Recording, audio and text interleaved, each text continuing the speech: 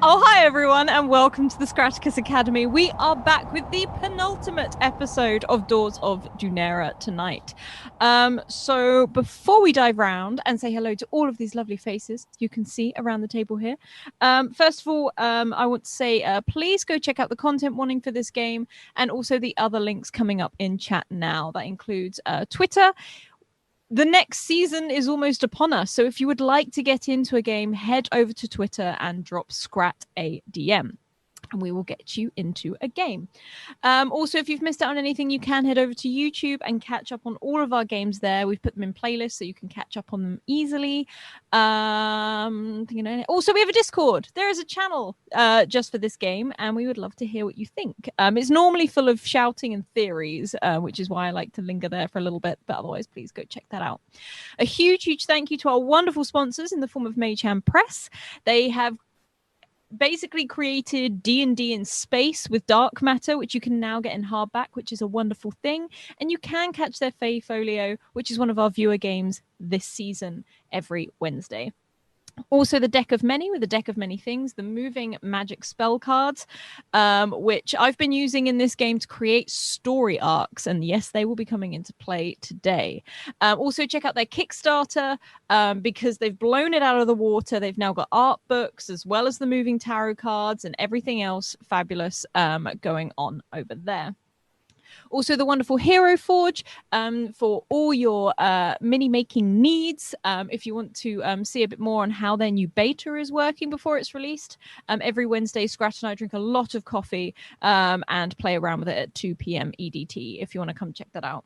Also, the wonderful Dungeon Fog, if it is for a one shot or if it's for a campaign, they help you build up your map as well as keeping all your notes in check as well. The great thing is if you update something in the map, it automatically updates it in the notes as well. So it keeps everything together.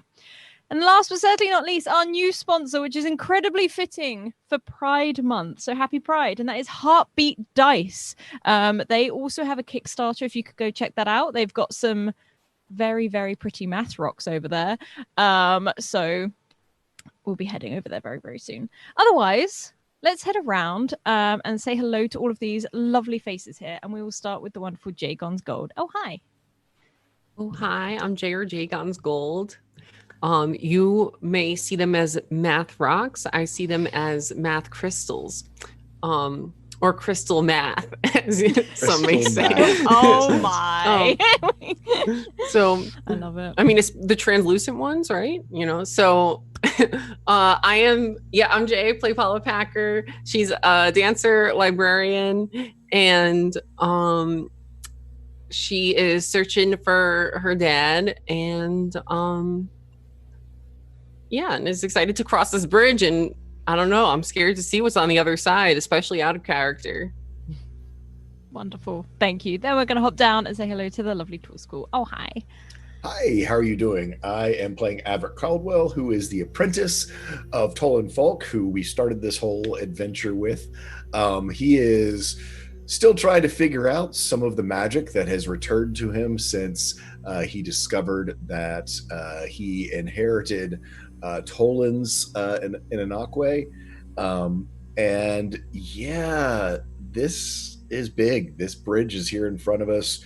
And we've seen a lot of stuff that seems a lot scarier than us that we kind of have to get through and by.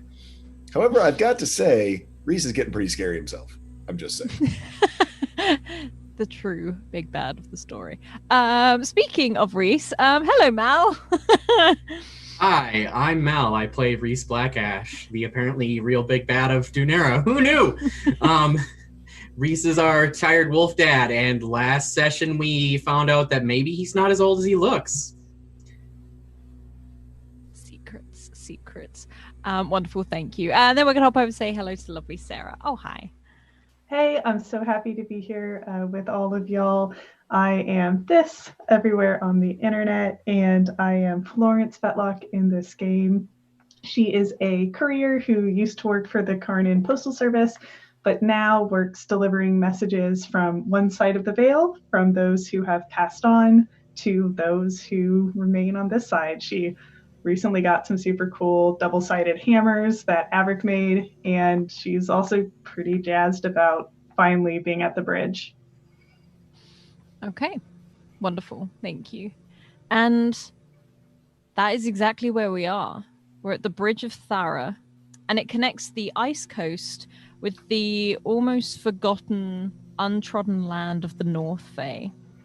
This is an ancient walkway built from the surrounding mountains. Huge carved supports sort of half disappear into the ocean that crashes beneath these sort of large archways. You can hear the crunching of the huge clusters of ice as they sort of collide with the rock. And there is a very strange white haze in the air. The snow is picking up, not a blizzard. It's almost like it's like the snow has mixed with this sea mist across this bridge. And this is where you stand at the edge before you step onto Tharra. And the grey stone slabs and its sort of deep carved sides stretch forward into this empty white void as the snow begins to fall. And there's just a line of you all together at the beginning of Tharra Bridge.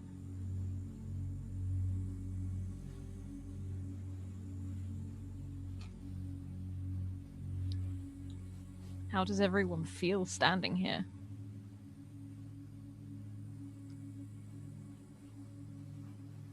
I think Averick is sort of looking around in awe. He's seen a few other sort of archaeological sites down to the south, but mostly they were ruins. Nothing this solid or massive, having survived when he and Tolan explored. So I think he looks around and just, I wish Tolan could see this.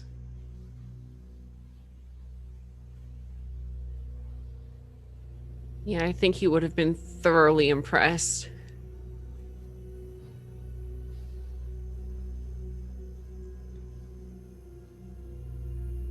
I don't think I've ever felt so small.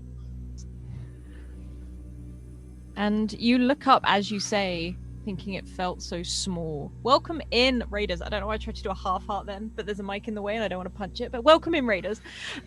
You can see at the beginning of this bridge these two huge pillars that almost disappear up into the sky. If you look up, it's just this whiteout. But the two magpies are carved in each. And you can hear sort of somewhere from the back a groan from Aiden, almost like he's just tired and weary. And Tuva takes a step forward to stand between Averick and Polar. Is it? It's bigger than I expected it to be. Me When I too. was your size, Tuva, I used to think the buildings in Karnan felt like there couldn't be anything bigger. Mm-hmm. But now I'm 3 times your size and I feel even smaller than I did back then. She sort of reaches forward and sort of like pulls slightly, almost like she's just trying to get a grip, mainly in these chunky gloves as the snow falls at your sleeve. And what about Reese? How is Reese feeling? Reese, you'll know that this is a bridge maybe someone hasn't crossed in hundreds, if not thousands of years. Well, at least not until now.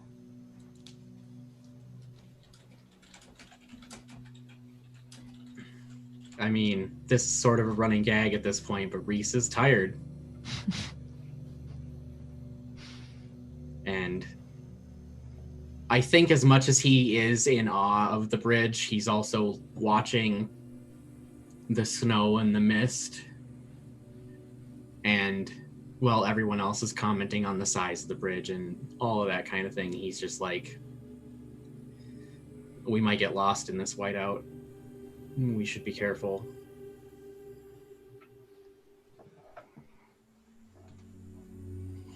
But we'll be the first to cross this bridge in, who knows, hundreds of years.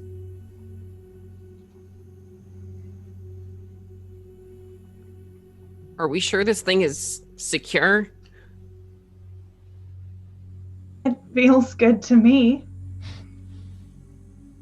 I And mean, Florence,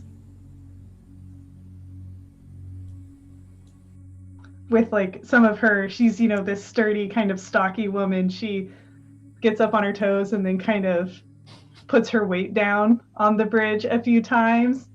See, didn't even creak a bit. And this bridge is wide. Like, you'd have to physically walk to one side to look over the edge. You can hear everything going on beneath you, but you'd have to actually move to see it.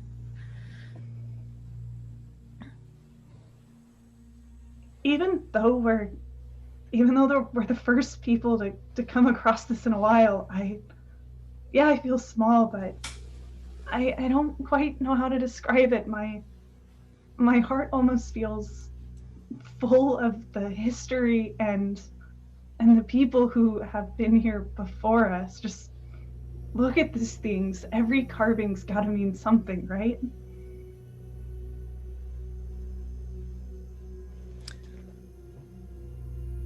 That's a good point, Florence. Maybe we should take a closer look. Maybe these carvings can, I don't know, give us another clue. But maybe we should. I think Paula will start to walk towards one of the walls or pillars or something. And as Paula does, I will say the rest of you can see her image sort of slowly disappear. Not like she's disappearing, but like the snow is so thick here along with the fog. Like, you can see her image just almost like it's fading. But she's walking into this fog. Florence will reach out real quick and put a hand on Paula's shoulder and then kind of reach out behind her to the next person. Yeah, Reese was right. We need to hold hands or something.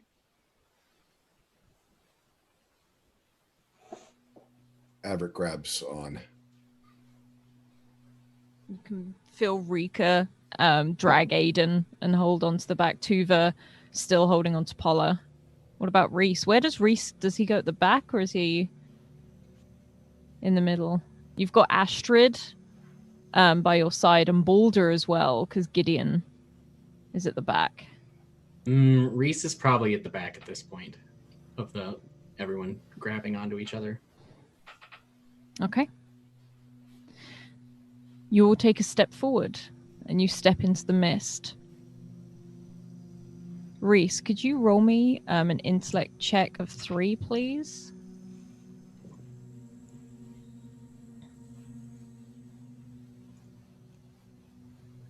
Two. Okay. There's a moment as you yourself step through, almost like you're the last one to step into that mist, that slow moment, and you feel like it's like a wall. Like, you can feel the damp of the mist, and it's just white. Almost like you're stood in smoke. You can still feel the person in front of you, but you can just about see to the center of your arm. You can definitely see Astrid down by your side, and that snuffle as she sort of puts her nose to the air. And there's this feeling that you have felt before. You can't fully put your hand on it, but you've had it before. It almost gives you a bit of a shiver down your spine. Almost like you've passed through something and it's not just mist.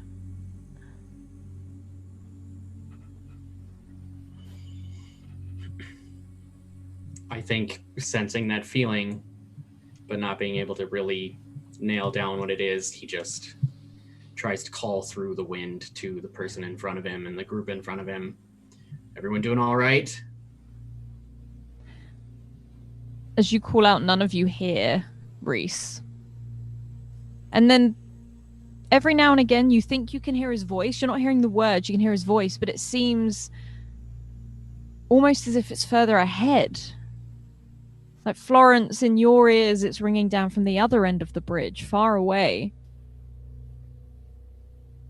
But to Polar, it's to your left. And Averick, it's just slightly behind you, as if he was walking right up against the back of you. What was that, Reese? You're mumbling. And Reese, you don't hear Averick. And Florence, as you're stepping through this mist, you're holding on to Polar. You can see that dash of like red of Brenna from Tuva, as she sort of just, if anything, that's the brightest thing in front of you right now. And there's a moment where you're holding on to Polar and you see that red of Brenna just almost extinguish like a lamp being put out. And as you pull your hand back, you realize you're holding nothing at all. Tuva, are you okay? And you hear nothing. You are stood in this blank out of white. And there's a moment where you almost double check yourself as to whether you're still walking forward or you've turned yourself around. Or was it from that way you came? You were sure someone was right behind you. But then you can smell something. Smell something like damp, like stagnant water. And could you roll me an intellect check, please, of 2?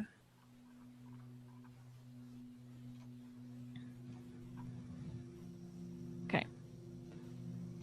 You stand in this mist for a moment, and as you move your feet, you feel like the ground is soft. And almost like as if it was mud beneath your feet rather than anything else. Almost like a spongy sort of ground. It's not frozen, it's not stone. And just in front of you in this mist, this entity sort of drifts past you. Back towards you for a moment, and then moves. You can tell this is definitely some sort of spirit. It's got a very human form. And it looks at you for a moment and smiles and starts to back away, but almost beckoning to you at the same time. And there's a ping of something that you recognize this one. Florence can't help herself. She finds herself already kind of grasping her hand tight just to make sure there really wasn't anything inside of it. And then she takes a step forward as she blinks really hard. And when she opens them back up, her eyes are shining bright and gold. And she's looking right at that spirit to see if it has more of a form when she peers into its side of the veil. Who are you? As you close your eyes and reopen them, you're no longer on the bridge. You are stood, you can feel that wet ground beneath you. The air is hot and damp. And there is this, in the pit of your stomach, you feel sick. It's almost like an anxious, sick, a panic, but you can't quite feel why, and like you can feel your chest tighten as if you'd forgotten to take a breath. And this entity does take more of a form. You see almost the figure of an elderly man, just sort of a slightly longish beard, very salt and pepper. Hair's not really there. It's got a little bit round the sides, definitely receding hairline, very wild eyes, which you seem to remember the most. And as you call out to it, it sort of moves, almost lingering, and you can see it's not taking steps, it is almost gliding towards you. You don't remember? Or did you just block it out? I don't know what you're talking about, but do you need help? My name's Florence, and I know. You told me that once before. It was... And he sort of pauses and smiles. I was here on that day. Do you remember it? And you look around and there are these tall, almost like spiderweb rooted trees sort of lodged into this swamp. You can see these sort of mounds of very soft sort of grass and vines. It's a very built up space. And at the back of your head, it's almost like a memory's trying to break out as you recognize the mist marshes south of your home. And as this sort of person, this spirit sort of leans forward right towards you, you can hear a hiss in his voice. You were so trusting. They told you not to go in there.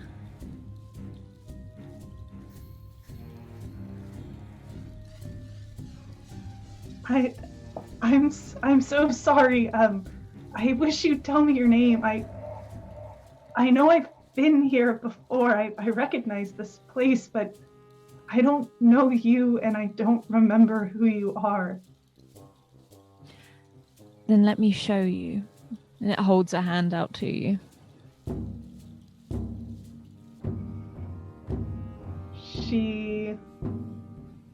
I think her body takes half a step back, but her hand reaches out and she touches this creature, this spirit.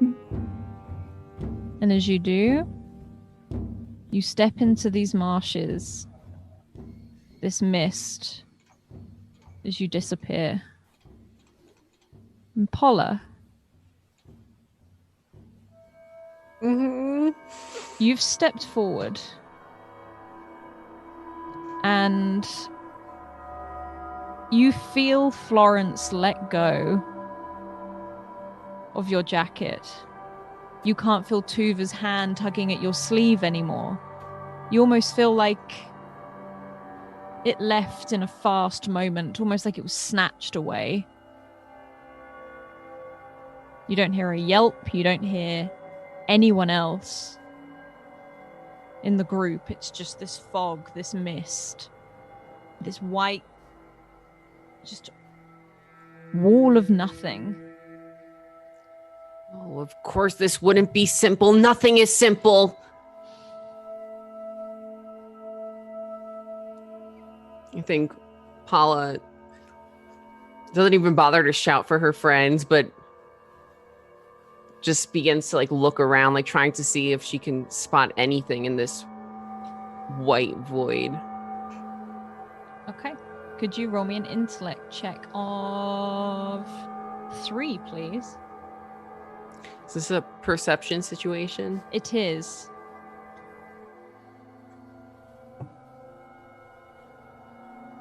be a straight roll.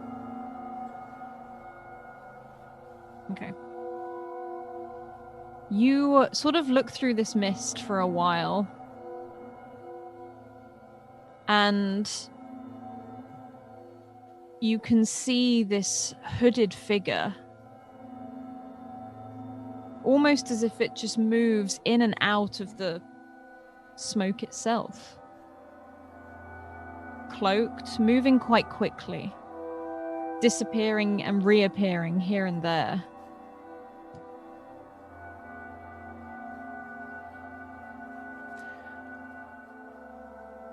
Whoever's out there, I see you.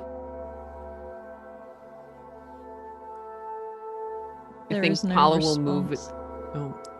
Yeah, Paula will move in the direction that she saw this cloaked figure. Are you doing it fast, or are you moving slowly? No, I think she's going slow. I mean, there's nowhere to hide out here, so... Okay. You move through this mist, this sort of wall of smoke, and you see this person sort of look back for a moment. You can't see their face, but you can see a long scar, which you can assume runs higher, but you can only see just from here, and it sort of shreds down the side of this face. And it turns and reaches out, and as it does, you can see a huge pair of doors sat in this smoke.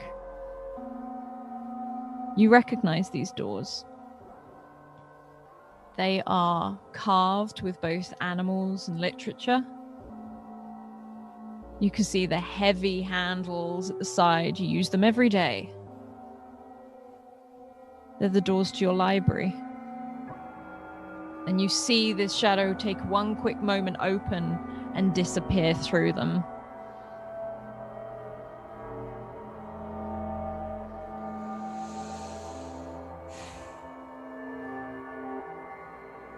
Someone must have laced my rations, or who knows what these northern people are putting in our tea.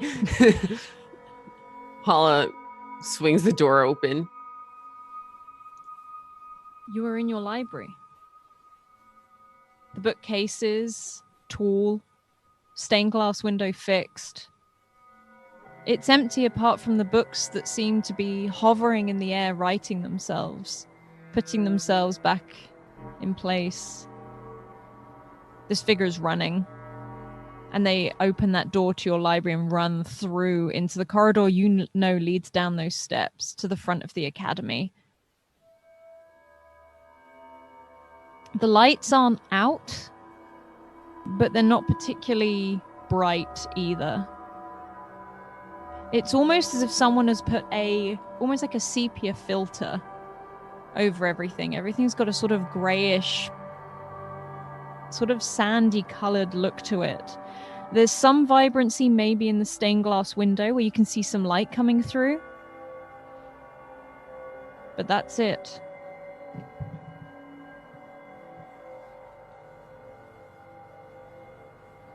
Is the window still broken? It's fixed.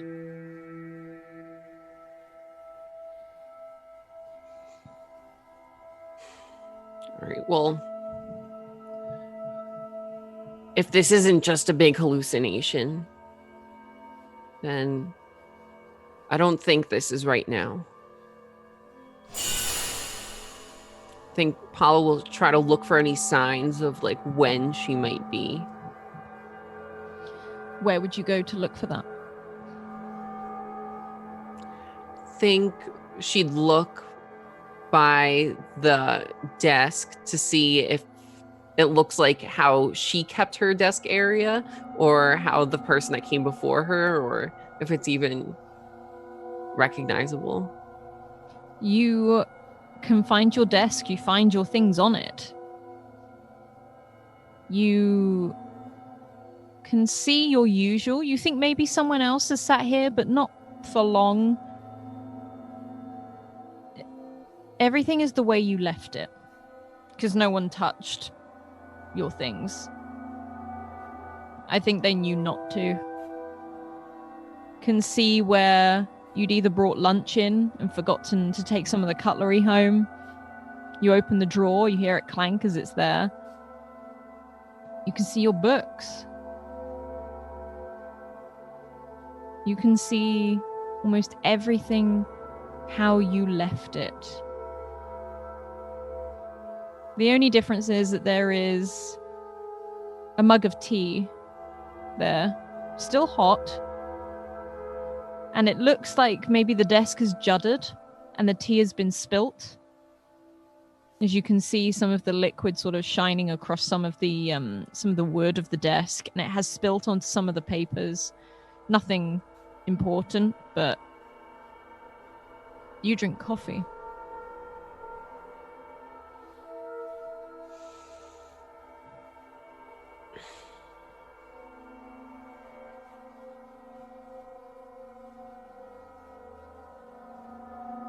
I think at this point, Paula, something about this just doesn't feel right. And I think Paula now wants to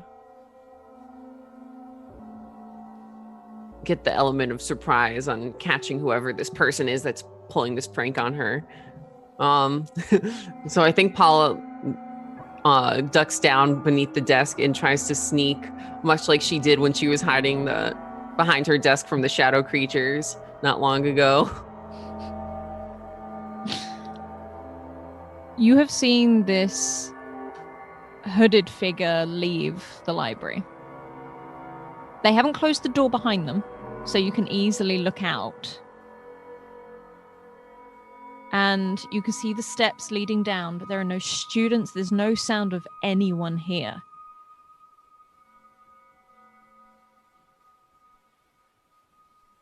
But the large doors are open to the academy.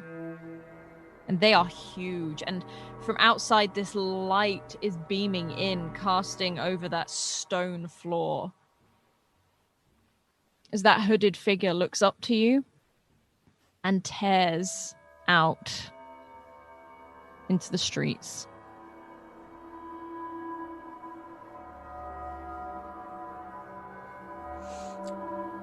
Paula, for the first second, she's like kind of frozen in place, but then she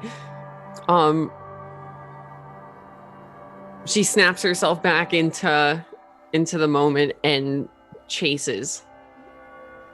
Okay.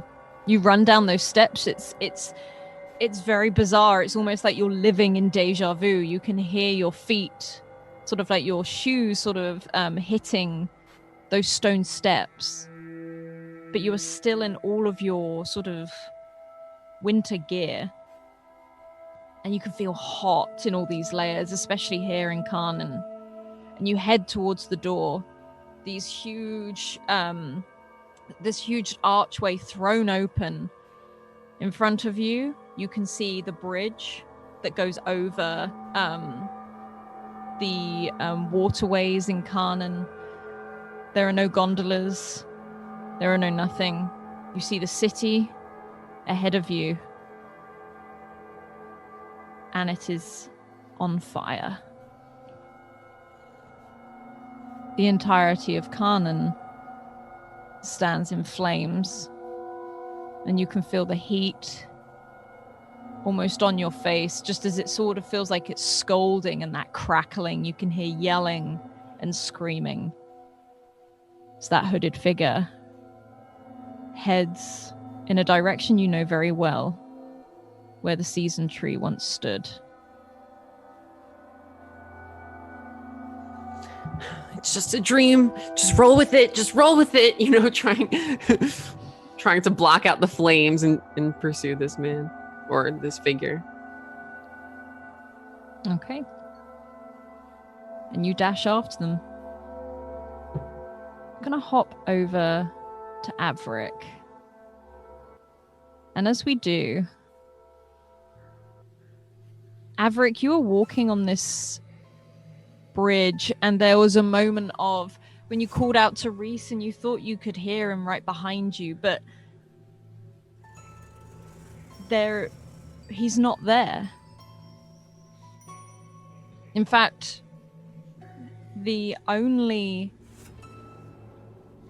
companion you have right now is Clyde, who is looking sort of just as bewildered as you, looking around, nose to the air, nose to the ground, sort of almost flashing incorporeal and not, almost like in confusion.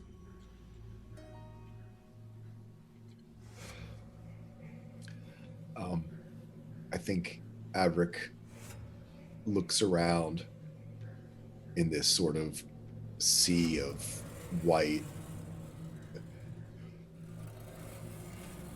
puts his hand down on Clyde, just for reassurance. It's okay. We know there's stuff that... Keep your head about you. Tolan told us about how in old places there's sometimes magic that's still... And he just starts looking around and just feeling that sort of sense of vertigo of, even though they'd only taken a few steps out onto the bridge, just this giant bridge and him sort of feeling himself smaller and smaller, and the distance between the bridge and the water, and just seemingly suddenly as though it's infinite, and that he is standing on one small brick of a bridge in this sea of white over a void that would swallow him. You look to Clyde, and it's almost like he flashes in and out of different colors. And beside him, for a moment, you can see another flash of color before Clyde takes off, running into this mist. Barking. He is... And then you can see what he's seen. As Baron charges through the mist itself, sort of howling and barking, throwing his head back and howling like he's lost, like he's looking for something. And you can see your Clyde charge after him. What? Don't leave me. And he just starts to run. Clyde, don't. You're all I have left. And just runs. I think that it's more of a stumble, as that vertigo is... The panic and the vertigo sort of mixing together in this strange stumbling forward run. You sort of stagger through all of this sort of mist through. You always have him just in your sights. It's almost like by you keeping moving, you can just keep up. And then you can see him come to a stop, and they're both sat, these two dogs, together.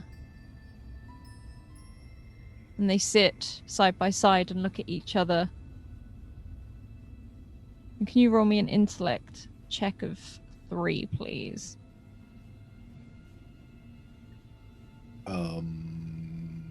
This is like a perception, but it can also be a listening or hearing. Nope. I've only got eyes, no ears. So I'm just going to roll and just let's see where the story takes us. Just meets a 3. Okay. That voice you thought behind you that was Reese. You had the feeling that someone was right there behind you. And there is. But you can hear the sniff, that sniffing of the air, the sort of clicking of the tongue. It doesn't seem to be, it's right up against you, but it doesn't seem to be making a move, but you hear it first.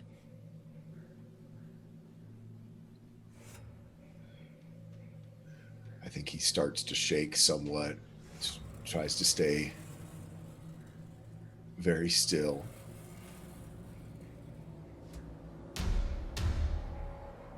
Baron and Clyde are how far ahead of me? They're sat just ahead of you, Looking forward or looking at me? looking forward. They have their backs to you, and they're both fully incorporeal right now.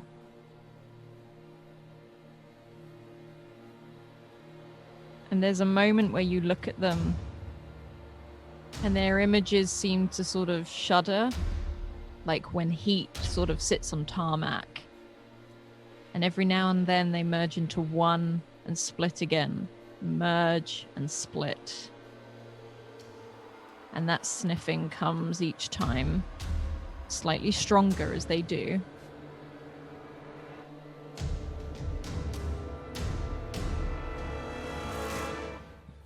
Averick throws his arms out to the side, trying to make himself a barrier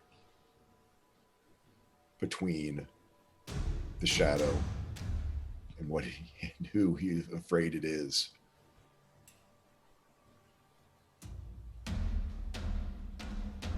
Okay, boys. Run.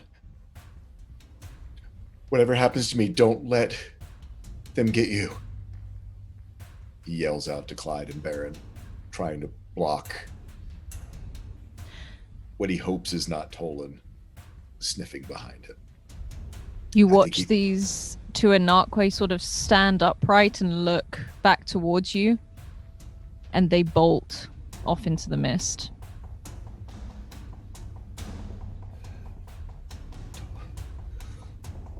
Tolan, remember who you are, as Averick starts to slowly, probably shaking, turn around to face whoever's behind him. You turn. Stood behind you, sort of slightly hunched, leaning over. That sniff. Pale, eyes glazed over. Fully consumed by the shadow. Tolan looks at you, half swaying, almost as if he's looking at you. These things can't see. But he is almost looking you up and down. And you hear Clyde bark. And his nose snaps to the air, sniffs. And almost on all fours, you watch Tolan charge off. I try to block him. Okay, how are you going to block him? Just bodily. I'm going to use my muscles of iron. Mm-hmm. Just, not as an attack roll. Literally, it's just to hold him and try to hold him there in place and have him not give chase, to try to stand his way. I mean, even if it's that I just put my hands on him and even when I'm like shoulder checking sort of into him, it's like, no, you don't. You stay here. Stay here. Could you roll me a might? You will achieve this. I just need to see how much. I'm going to use one of my advantages. But I got a feeling I'm going to need a lot of my pools later, so I'm just going to roll without effort this time.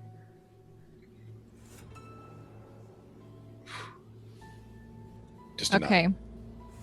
So, as you do this, he makes this almost like it's like an animal as he goes down on all fours and he launches himself, and you just block like this wall.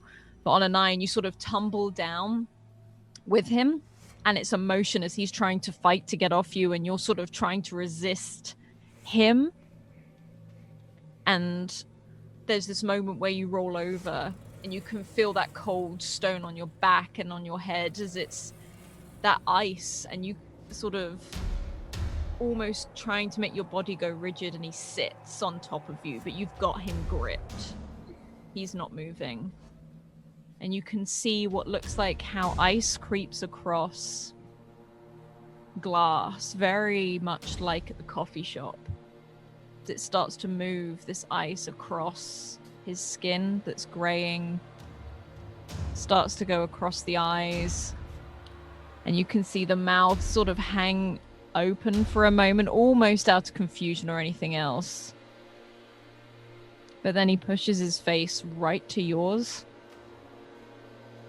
and sniffs again.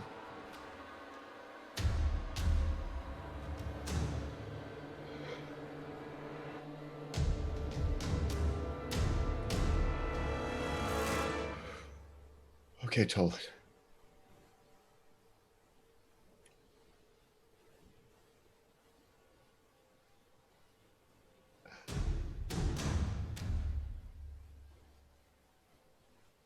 I need you.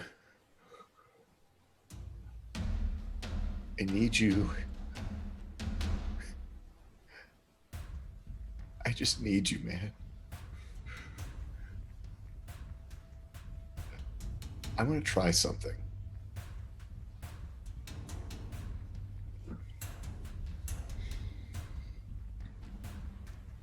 Can I use my flesh warp to channel some magic into him to hopefully clear his mind? You can try. It is actually an intellect attack, but I would, like I said, it's not to do damage. It's literally to try. It's almost like to power something up rather than. Yeah, same. Yeah, just like an invention. I am trying to, just as he taught me how to infuse magic. I want to try to infuse some magic into him. Basically, his idea being that it's this lack of magic that's clouding and making him freeze over. This I'm going to use some. I'm going to use some effort on. I am going to go ahead and use 2 effort, which is expensive for me out of my intellect pool. What difficulty, or do you want to wait till I roll? Wait till you roll first, straight up, and we'll see to the degree. Okay. Does the flesh warp give me any asset, or just? I'll say it will, because Okay. you're literally holding on to each other. And it's kind of his magic, so I'm hoping that it's compatible.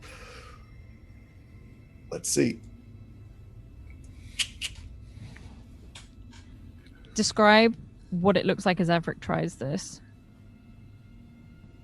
I think Averick just looks him, and as his face is coming closer, he just kind of puts his hands up on either side of his face. Tolan, this is yours. You gave me this, and I'm trying to learn. But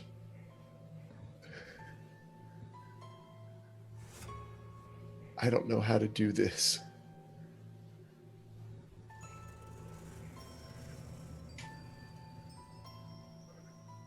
Without the man who is like my father. Come back even just for a second. And then lets it loose. You see this shimmer sort of leave your hands and sort of move across his face, and you can feel almost the energy draining from you as he holds on to you, not just because you're giving magic, digesting it. And there's that moment as this sheen goes across his face, that ice starts to sort of recede. Those eyes white. And you just hear it almost like he takes a breath, and you can see his eyes there for a moment, and you are both frozen there on this bridge as this connection is keeping him there and you there. And Reese, you were walking with the group, and you can't feel any of them near you. After you stepped through this thing that you sensed this bizarre feeling with, it takes you a while to realize it, but as you're walking around, you realize no one else is around you anymore.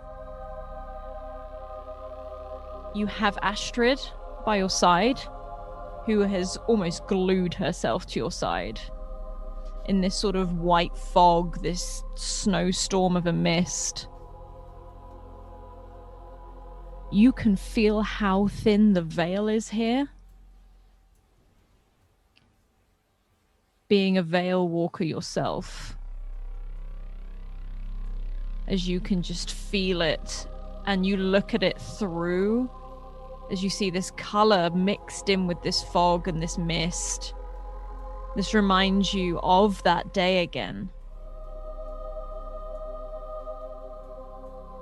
And you can hear singing. And you recognize that voice straight away.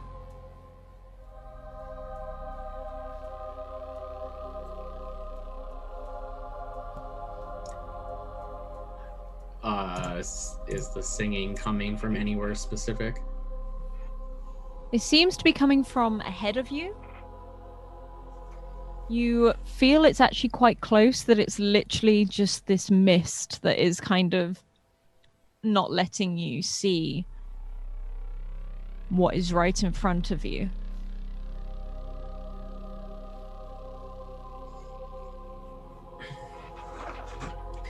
I think being that Astrid is glued to his leg, he's also put a hand down and is patting on her. And as perceptive as he is, she's got much better senses. And he looks down. Did you hear that singing too? And her nose, you can see, is twitching like mad. It's sort of, her head is darting all over the place as well as her eyes, and she starts tugging you in a direction very much forward. And just in front of you, almost as if the mist starts to sort of fade just a tiny bit to show you, is Astrid, your little sister. She stands, same age as she was that day.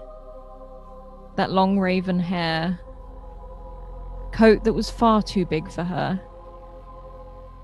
Still a young child. And she looks up to the sky and she is singing that same song that she did that day.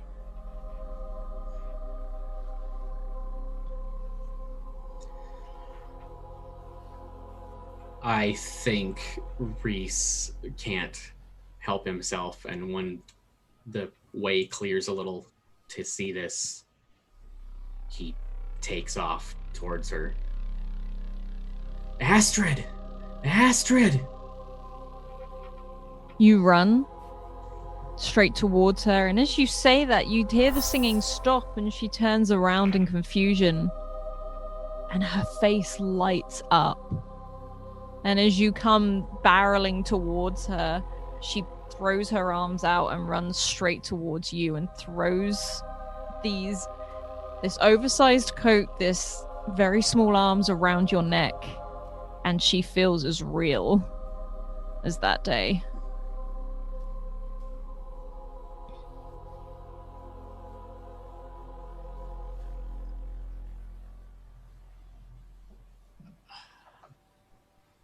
I think there's a long moment where he just holds her unable to say anything. She does the same. You can feel her little head sort of bury itself in the crook of your neck.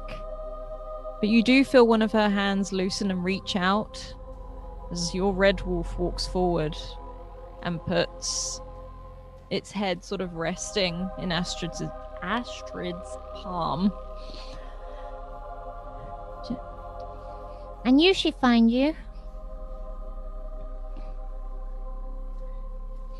Did you send her to me? And she looks over towards Astrid I can't take all the credit. and smiles and sort of pulls back from you. I can't believe you're here. I can't believe you're here. Where? I feel like this is somewhere I've been before, but I don't recognize it. The veil's thin here. It's what the bridge does. You gotta get through to the other side, otherwise you don't emerge at all. You get stuck in the in-between. Are all my friends gonna get stuck in between? And she sort of drops her head a little bit. They're gonna see things that they shouldn't. It's either past, present, future, something. But it doesn't always make sense here. I only came here because I heard you. And she sort of holds her hand out to you. You're not seeing as much as they are. Because you can see the veil. They can't. They're in it. They're stuck.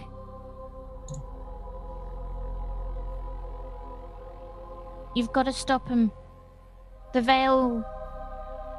Well... It can lead them down paths that don't even exist.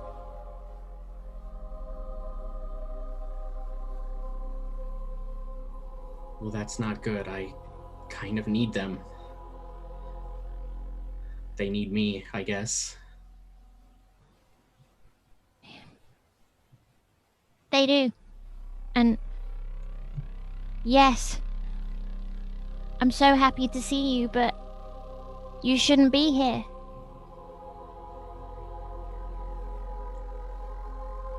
And she sort of like, with this mitten, is like wiping her face, where you can see where there is definitely, like, her eyes are watering up, but she's trying to not cry.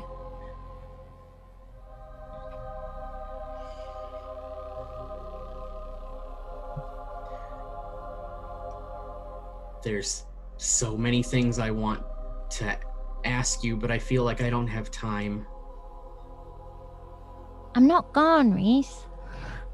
I'm just not easy to see all the time. And she sort of puts a hand on your chest and then puts a hand on Astrid's back. I'm here. Both here And she taps your chest. and here. And she taps Astrid's, sort of gives her a bit of a scritch at the same time.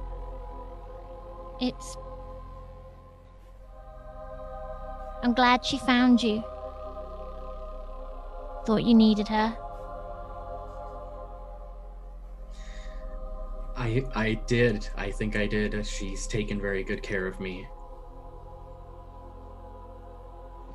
I'm not gone. I'm just on another veil. I'm allowed to stay here.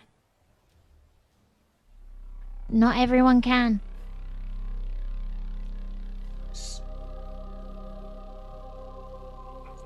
I'll find you again. I know. But for now, She holds out her hand to you. let me help you find them. He gives her his hand. This way. And she starts to duck through the mist. And you have your red wolf by your side on your left, and your sister on the right. What's running through Reese's head right now?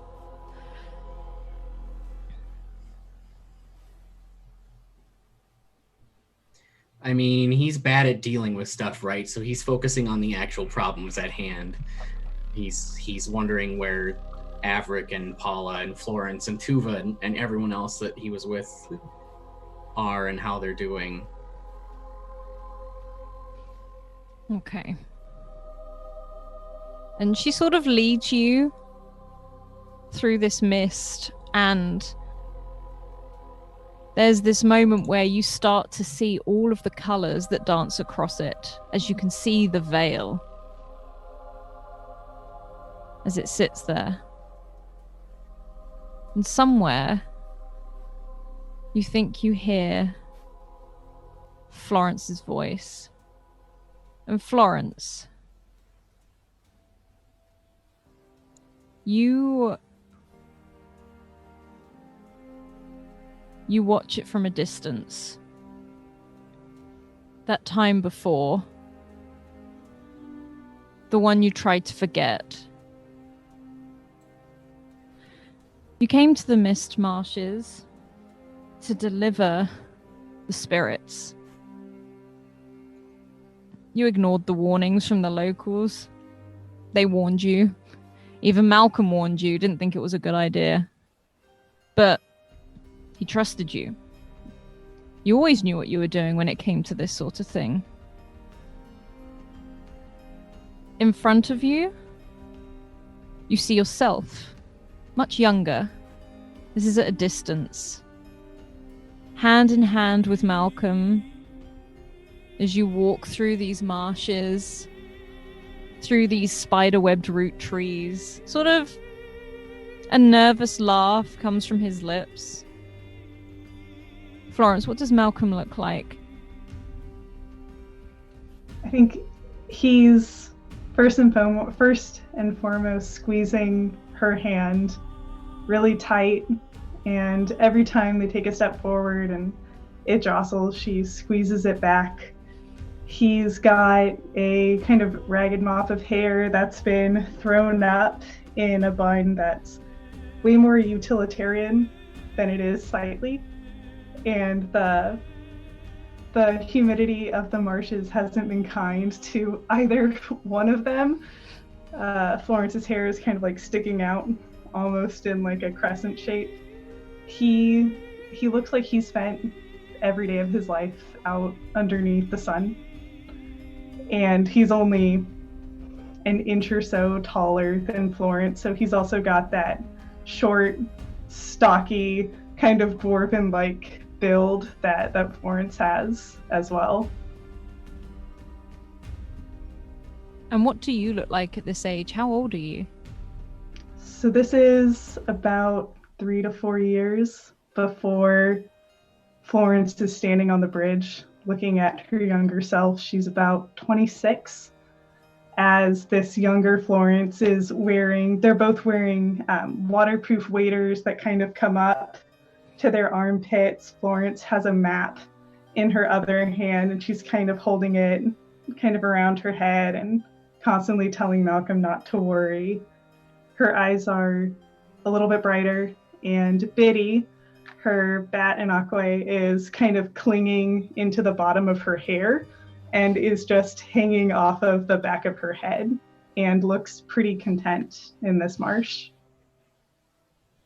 And present day Florence is watching this happen. You can still feel this spirit stand next to you. You ignored all the warnings. But look how much fun you're having. As he sort of watches the both of you move. You're sort of watching at distance as you both wade through, laugh as the map gets dropped for a moment. You can see Malcolm sort of ruffling his hair. And the spirit next to you turns and looks at you. Why were you so confident? I really wish I knew what's going on here. What kind of magic are you He's like, doing? shh, let's just skip to my favorite bit. And it skips almost to a scene. There's this patch in a swamp. And beside you, you hear that voice. There I am. And this same spirit, you see yourself, your younger self, talking with it. What was the conversation that went past? As it says to the younger Florence, so you're here to help me. And Florence, her eyes are gleaming gold, as she looks up at this spirit with a lot of hope in her heart. Malcolm is standing close by, holding her hand. He can't see the spirit, but he's seen that one side of these conversations happen over and over and over again. And Biddy is kind of flying up above, squeaking happily as she talks to this spirit, kind of circling the area where it's happening. And Florence reaches out to it with her free hand. Yeah, no, I'm here to help you. We heard that a lot of accidents happen in the marshes, so we came prepared and we came to help any spirit like you who needs it, who wants to pass on but isn't able to for some reason. And you can see his head sort of tilt to the side. Spirits like me. People do get lost out here. I'm sure you've heard the stories. Some don't come back. And he looks at you for a moment. You're different, though. You're interesting. You mean because I can talk to you? That's usually a first. It was a first for me a long time ago, but I finally figured out how I can use it to help. And you can see, as the present day Florence can see from a distance, a smile spread across this spirit's face in front of younger Florence. You see it raise its arm. And at first it looks like a punch. But you watch its hand plunge into Malcolm's chest and straight out the other side and sort of hold him there for a moment as you watch his eyes sort of widen and his whole body judders and he starts to gurgle and cough, and from this distance you can just see that little bit of red leak from the side of his mouth as his head knocks back. His eyes roll and you watch his knees buckle as he falls into the swamp, face down, as this spirit withdraws its arm. And you can see a glow in its hand. Mine now. And the spirit next to present day Florence looks at you. Now, it's what you did next that I wanted to see. And you can see your younger self screaming. Sort of now waist deep in the swamps. What is younger Florence doing at this? She's shrieking. She's gone kind of sunk down onto her knees. Her screams are kind of joined in a chorus with present day Florence as she watches kind of in absolute horror at this thing she doesn't remember happening.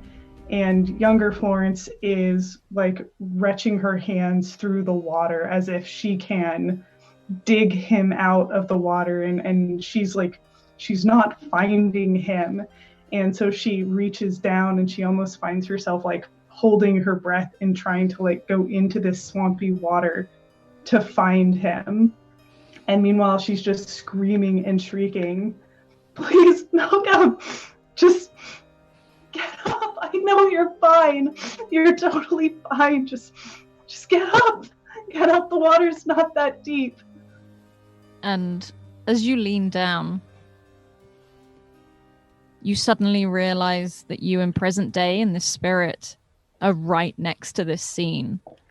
As you stand and watch your younger self dig around in this swamp and pull up this limp body of Malcolm, who hangs there sort of almost half suspended in this murky water, now covered in the gunk that you get at the bottom of the swamp.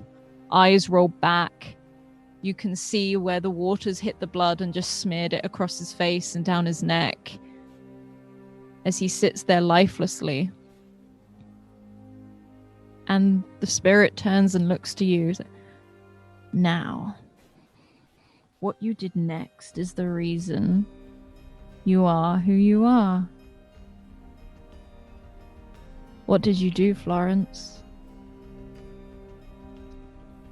And we see younger Florence shrieking and screaming, and tears are rolling down her face, and she kind of hugs his body close to her own, and she's almost trying to get him to stand up in the water, and as she kind of like presses her head against his own, some of that blood kind of wipes off onto her face and onto her neck, and she starts screaming out for help. And the same way she's screaming out, "Malcolm, just please get up, you're fine, you're fine. I don't know what they did, but you're fine."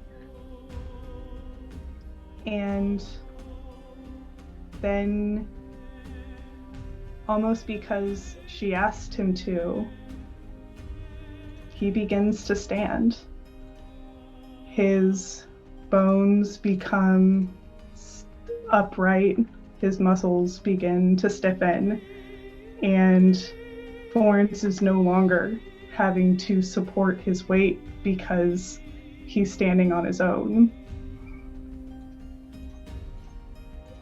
And at that, she kind of is, as she realizes what's happening, some of the tears start to almost stop for just a second. "That's right. I knew you were fine.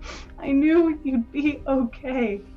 And then she looks up to him, and she's kind of reaching to move some of that blood out from kind of the side of his mouth. And there's no light in his eyes. There's nothing there. You feel his head tip into your hand. The eyes still white and look at you. This is but a shell of Malcolm. Malcolm's gone. If anything, you almost stand there and look at this morbid puppet you've created. Through desperation, you can see that gold shimmer over his body as you've reached so much energy into it. You feel tired.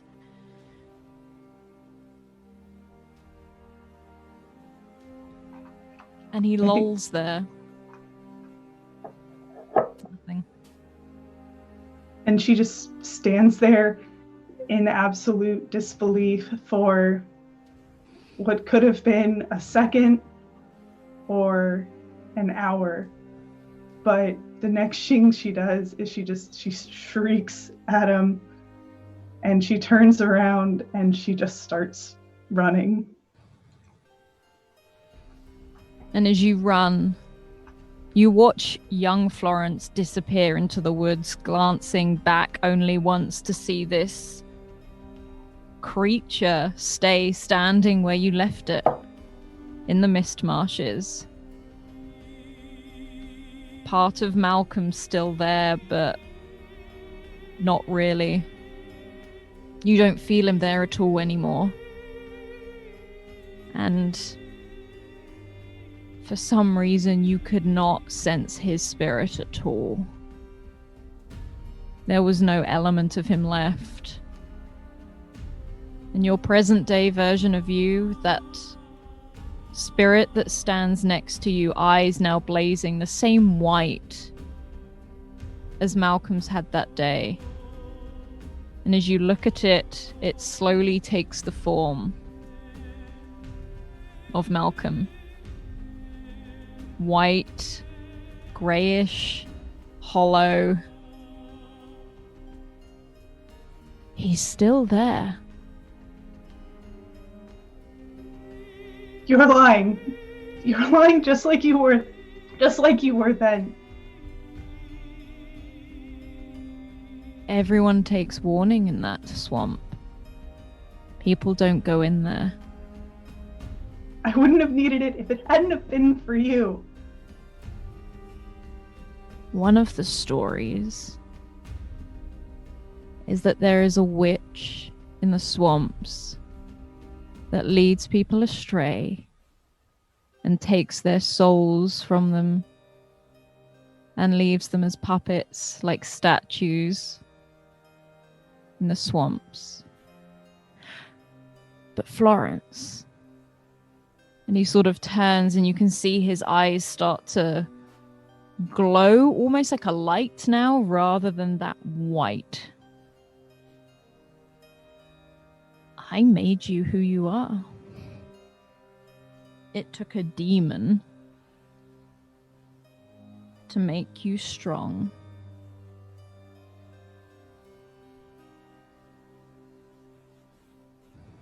I don't know what you're talking about. I've been able to do this since I was a kid without you and your lies and whatever this is.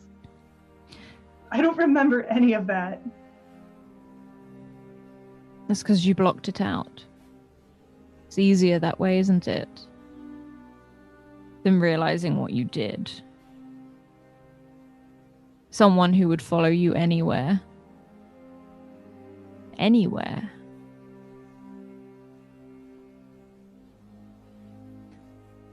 Maybe one day you should pay him a visit. He's still waiting. If he had been there, I would have sensed him. I would have seen him. I would have spoken to him. I wouldn't have just run. And you can see that smile twist on Malcolm's face. It's never quite as simple as that. You broke the veil. He can't come back. What is that supposed to mean? How did I break that? I don't understand. With that thing I did in your awful, awful lie. You don't tamper with the dead.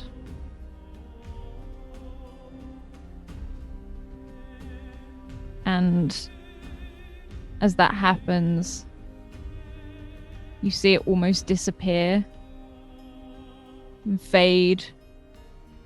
You see these marshes where Malcolm stands. And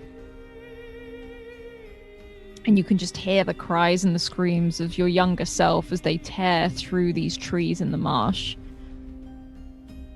trying to escape. And I think that's where we will take our break a little bit earlier than normal, but we'll take our break. So everyone go get a drink, go stretch your legs, tell your pets you love them, and we will be back in just a moment. Bye.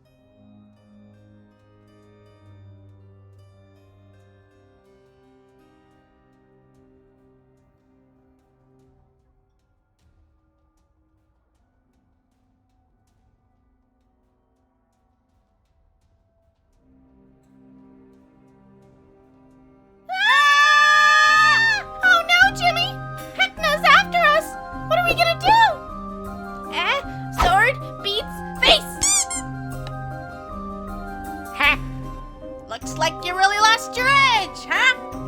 Huh? God, I'm funny.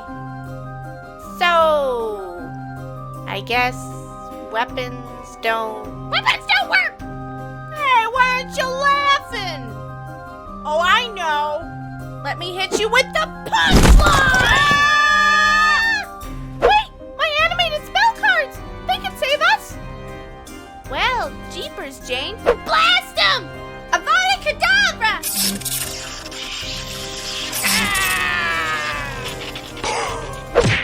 Right in the funny bone. Bleh. I really don't like that guy. We did it! Yeah!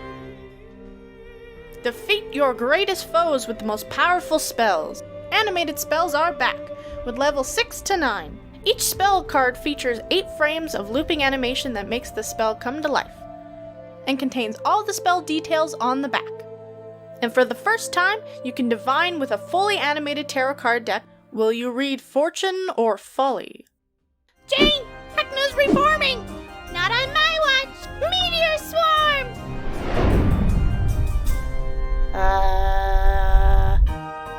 Go to animatedspells.com and back the Kickstarter today.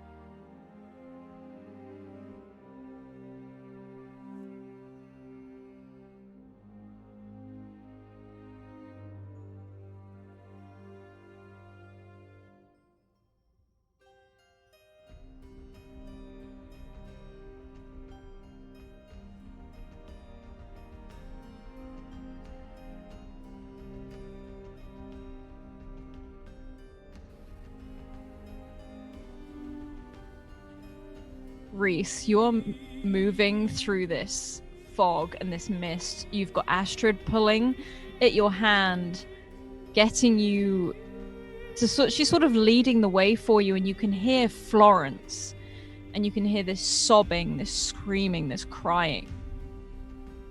And it sounds like Florence, but not quite. If maybe a few years before, as you watch almost her younger self run straight past you, diving into that mist. And she looks towards you. She's like, "We gotta be quick. We gotta be quick. We don't know what the spirits are trying to do." As she sort of pulls you through this mist, you can see a break in the bridge. Almost like where some of the stones have fallen away. And you can see one side of this break. A young man. A sort of a you don't recognize him, but Florence keeps saying the word Malcolm over and over again as he stands the other side of this break with his hand held out, and you see your Florence, eyes closed, running towards the break in the bridge. I'm like, I was gonna ask, make sure that they're both on one side with a break in the middle. Okay.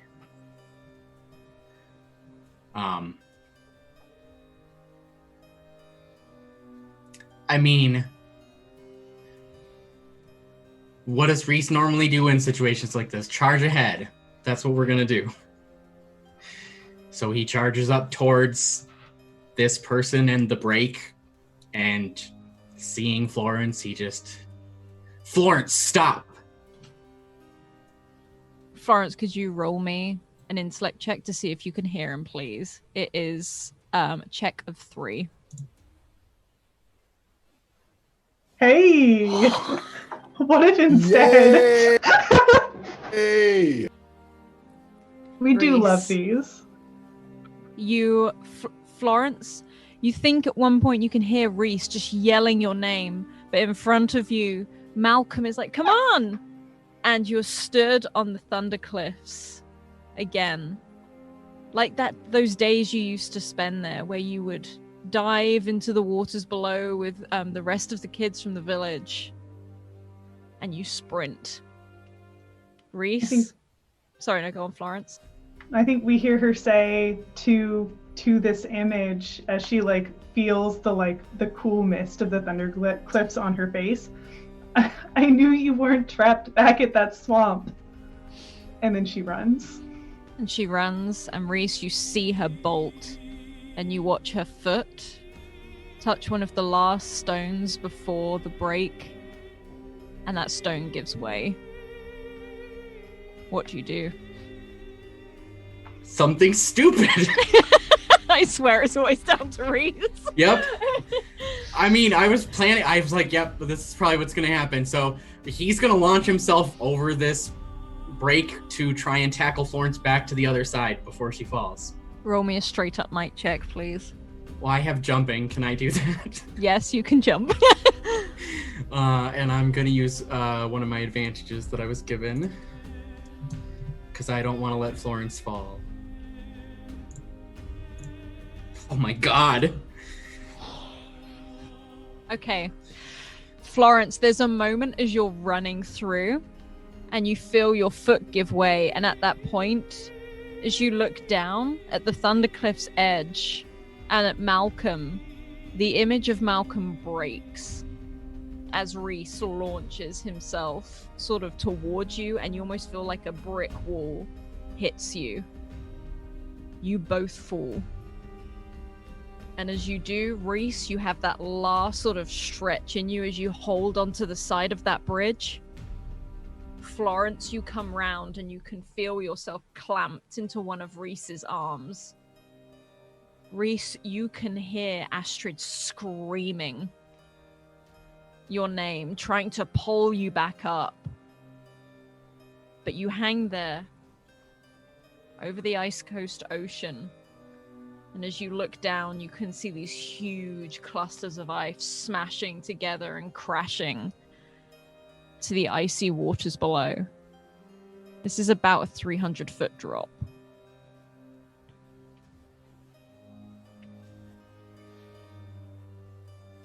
All right, I have to break out of character. Sarah, I have 2 ideas. I have 2 ideas. I'm listening. For the first idea is Reese is gonna try and haul Florence up. Back up. The second idea is Reese is gonna let go, and there's this huge fall where theoretically we have time for Reese to take out his knife and attempt to do some fancy veil walking. Oh, I mean, whichever one. Veil walk it. Come Come on. on. You know you I want was to like, veil walk yeah, it. veil walk. I mean, I was kind of leaning one way, but I figured this involves Sarah's character. I would ask what. I will say you will Go have to to roll a town. might to get Florence up, but I will let you roll with advantage because Florence, boy, does this wake you up. As you have just been hit, and you're currently again with Florence dangling over this huge drop, being scared of heights. And the cold breeze is like beating against your face, it almost biting at your skin with how icy this is. And almost that crashing of the ice below is so loud that you have to shout to each other over both that and the wind. Reese, what you do? I think there's the moment where he looks to Florence and gets her eyes on his. Don't worry, I've got you. And then he lets go of the bridge. Okay. And as they fall, he's going to take out that knife and he's going to attempt to put them back on the bridge with that ability. Okay. Behind you as you do, you can see Astrid's face as she half leans over the bridge towards you and screams. And you watch as her and your red wolf is sort of looking down towards you as their images get smaller and smaller. And if you were looking at this from the other way, you see these 2 tiny images sort of fall from this giant bridge, rushing, and you are both swirling and in this wind as the snow is sort of beating you from all angles, and you are trying to gain control in some sort of form as you spin and swirl out of control. Reese, what does it look like?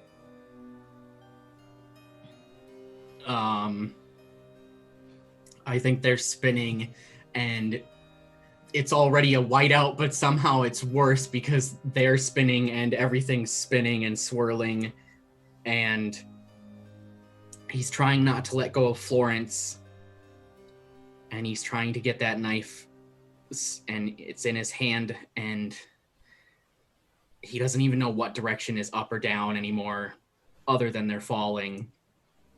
But there's so much wind, and he just tries to point himself down, almost as if going to cut through a cloth to emerge somewhere else. Okay. Could you roll for me, please? Okay. We're gonna spend... I will say you do also have advantages and things as well. That's not me going, use them, that's saying... I mean, you know, aware. I have some nat 20s, but that sort of feels like cheating as much as I want this to go well. Mm-hmm. So... I can say, Alice, you also have some GM intrusions you can spend. I do, but they seem to keep doing them to themselves. Truly, it's Mal. Yes. Yeah. It's either going to be a Keep 1 giving or a them. nat 20. So yeah, where I'm gonna put 2 effort into it. And I'm gonna use my last advantage as well. Okay. And while they're falling, Florence is, I think, screaming and crying, but she's looking up at Reese, and her hands kind of start to dig into him. She like tries to find like a place on his body to hold, and where she let go of Paula, she's not going to let go of Reese. Oh, and if just for more visual sense, Florence, he's got you in that diamond arm. He's Cool. holding you with that arm. Okay. Nice. You fall.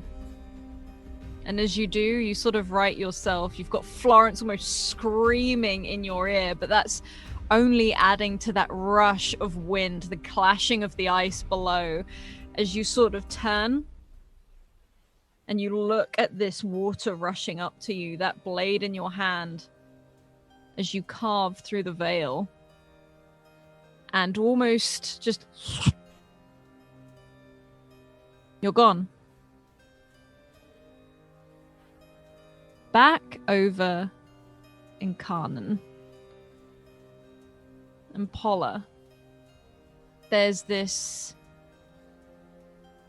moment as you stand in your home, your city, and it is burning. You can see people running and screaming. And that figure rushes in the direction of, you know, where that square is, the season tree. This is your home.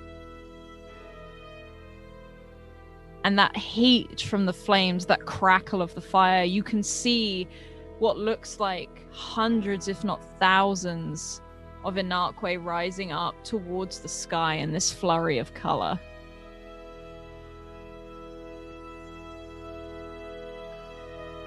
I think Paula is trying her best to tune out the flames and trying not to imagine her mom in one of these burning buildings, and just is rushing this figure and kind of just shouting like, "Get your ass over here!" Could you roll me a speed check to keep up, please? Yeah. Straight up, just to see how long it Just takes a straight you. up speed. Yeah. Okay, I'm going to use an advantage. Wait, actually, what do I have? I actually have more nat 20s. I might just want to use. I'm going to use a nat 20. Okay. You sprint. And you can slowly start to catch up with this person. And as you do, you get closer and closer as they get... They don't slow down, but you see them approaching the season tree. And as they do, they come to this stop. Where the season tree once was, it's no longer there. You can still see those shattered sort of splinters of where it was. And as this city blazes around you, there is this moment where this hooded figure stops, fire completely surrounding them. And it's almost like you can see the fire is sort of licking across the ground and dancing around them. Almost as if they're taking sort of forms of little sprites or just almost human-esque forms, as it looks like they're tearing down bits of the building. And they surround this hooded figure. And it stands with its back to you, sort of almost to the side. And as you say stop, it halts.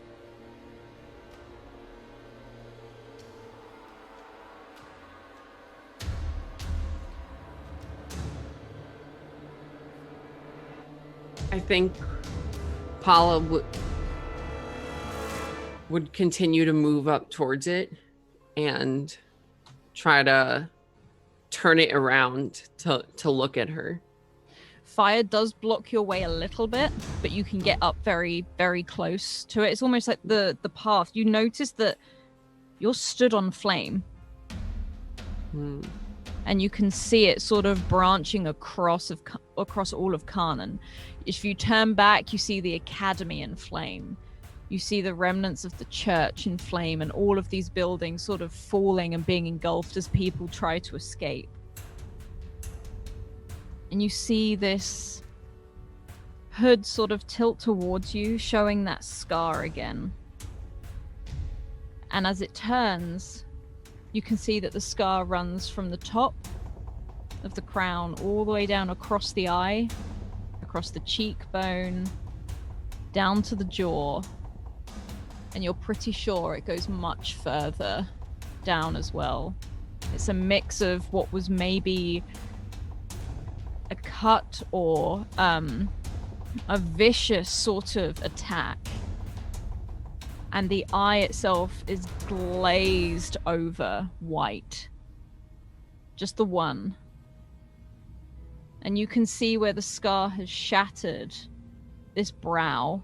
There's these sort of veins of like purple and blue run through them. As the hood drops, and Matthias looks back at you.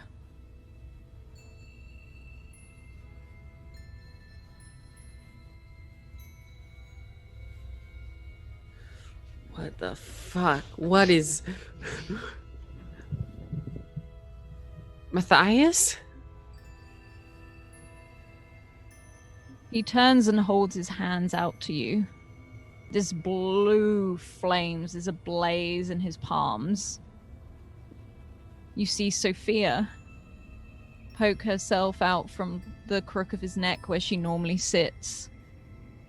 One half of her completely shattered and white. And he holds his hands out to you. He doesn't go to touch you, he just goes to hold them out to you.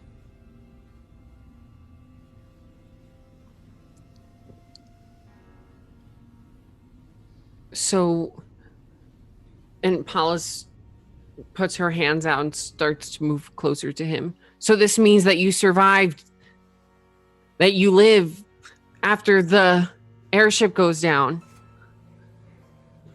As you reach out with your own hands, you see your own palms are lit with that green flame, like the gloves.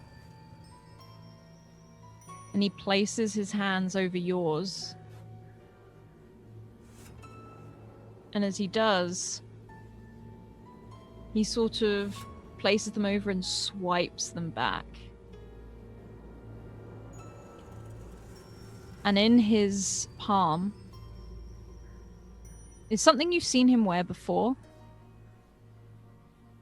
but it was never really enough to pay much notice. It's a ring. And it sort of shimmers that blue. And he leaves it in the palm of your hand.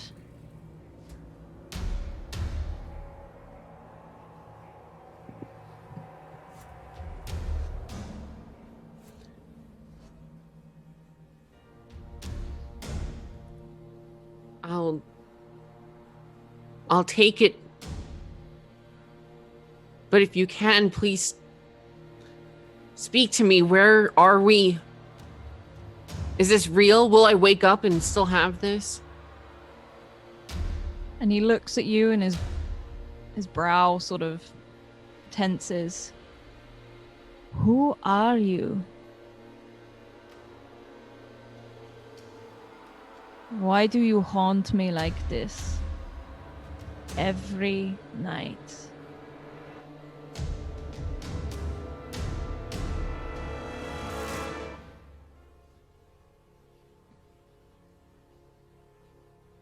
This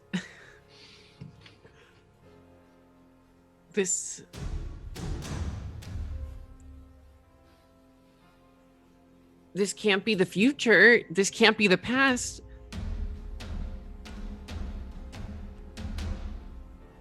And he sort of looks to you with that sort of shattered eye, and it starts to glow that blue.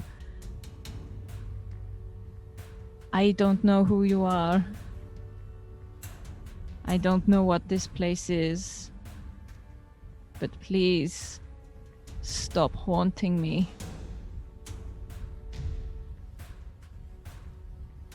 I give you something, and he points to the ring in your palm.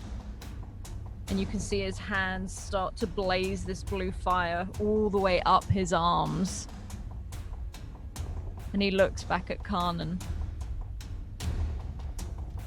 I didn't mean to do it. No. Matthias. Who's Matthias?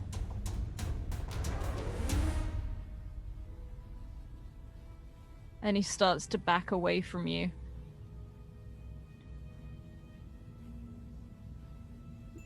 And as he backs away, Paula tries to move forward. I'm not haunting you. I haven't seen you in... I don't even know how long it's been. If you're not Matthias, then who are you? And he looks down, sort of confused. Every time I wake up, you disappear. This disappears. Everything disappears. You are haunting me.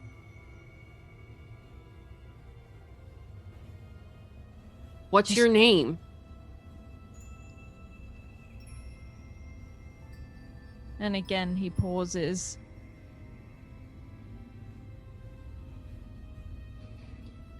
Don't test me. Just don't. And he starts to look frustrated, and you can see that his back starts to blaze like it did that night when you were running across the rooftops. And fire erupts from his back, and this time it's just all blue. Thank you for those subs. Whoa, Matthias. Nope, I'm sorry. Stop not calling Matthias. me that! And he sort of you can see him erupt, and his whole body takes on this flame.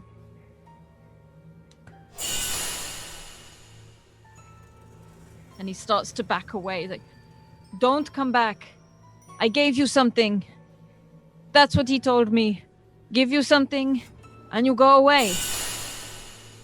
And you can watch him sort of step back, and you notice this fire that is sort of consuming Karnan starts to leak into this fog as it starts to shroud in front of him. I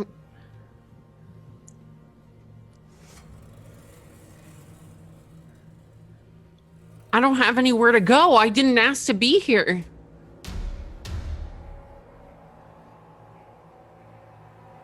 And he looks at you for a moment and runs into the mist. And you stand amongst these flames by the season tree where the night market had once been, where you first saw Matthias telling his stories of the running man. I didn't ask to be here.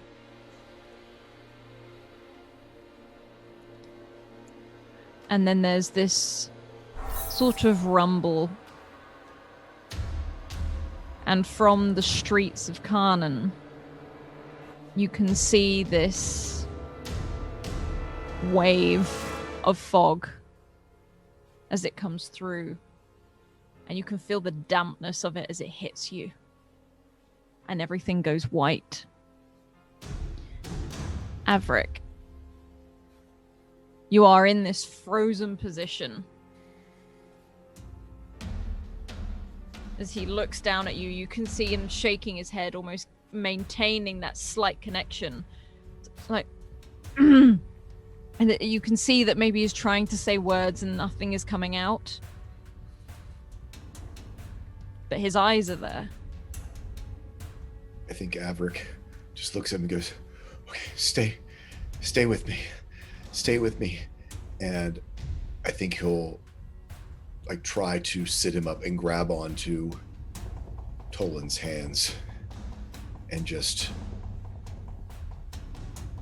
continue that connection and feed him the magic that he has, just, to try to, now that he's gotten something, he's not willing to stop.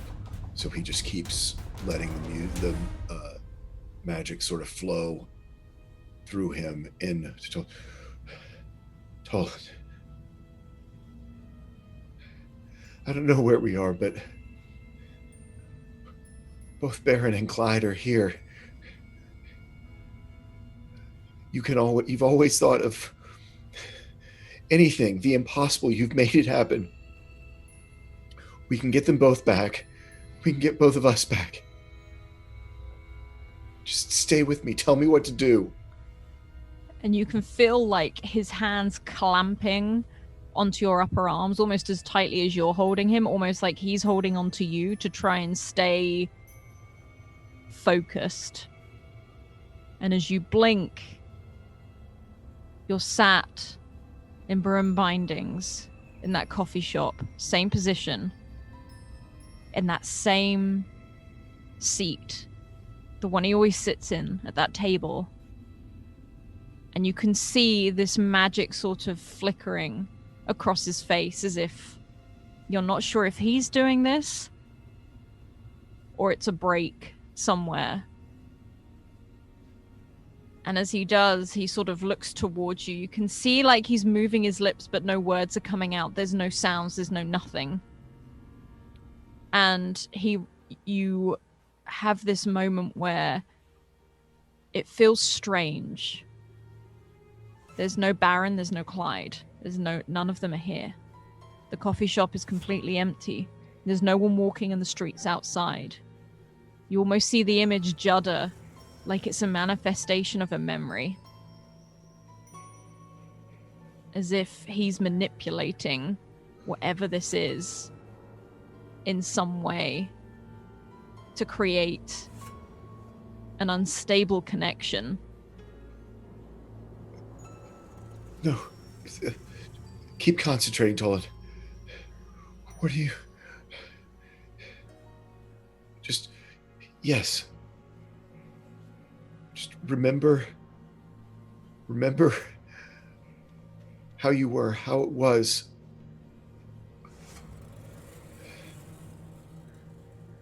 We'll get there one step at a time. We can do this. We can do this. You blink again, and you realize you're still sat at that chair and those tables, but there's no floor beneath you. Almost as if you're drifting above this void of just darkness. But now you are in his house. You can see that old kettle that's dented at the side, that pile of what so many people call junk, but you knew they were his works in progress. That window that sort of definitely needs a clean. You can see a tin of biscuits at the side as his eyes dart towards them and around the space. That's right. Home. Come home to us. Could you roll me an intellect check straight up, please? Okay.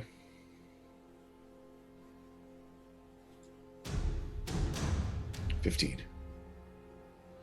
You manage to keep the focus on his eyes. He stops darting around and looking.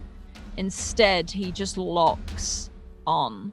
And as you do, you can see that magic sort of almost like it's returning to his eyes, and you can see it almost like building up like static. You see something you haven't seen him do in years, and that is grow. Like his limbs stretch slightly, not much, but you can see the muscles sort of grow. And he doesn't unlock his eyes from you. And you almost hear him take a breath, and the color starts to flood back.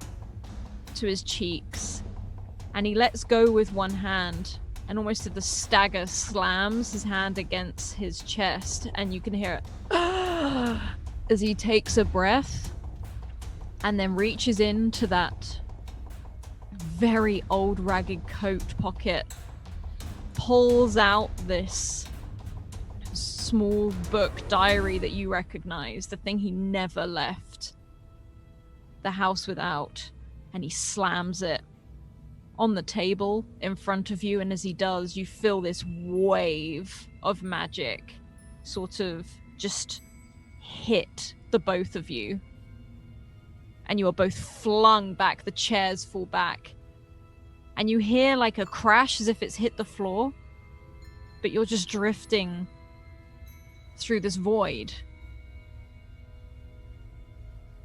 And you lay on the stone bridge. You have Clyde licking your face. You are still in this fog, this mist, but you can see this sort of magic pulsing through your hands, pulsing through Clyde.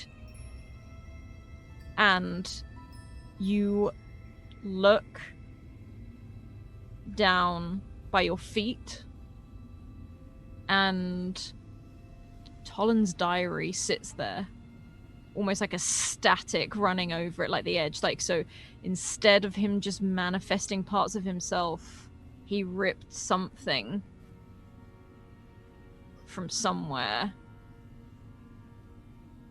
And the strange thing is, you look at your hands, and for a moment they give a little bit of a shimmer and a shudder as they almost expand and relax, like everything bent for a moment.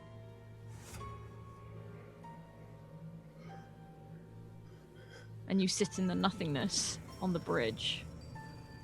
I think he crawls over to the book, almost testing, afraid that it might not be real.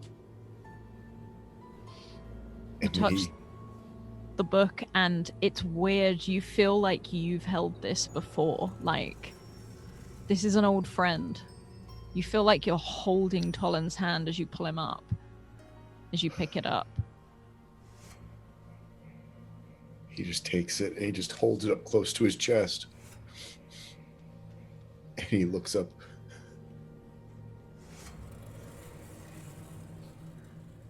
Thank you, Tolan.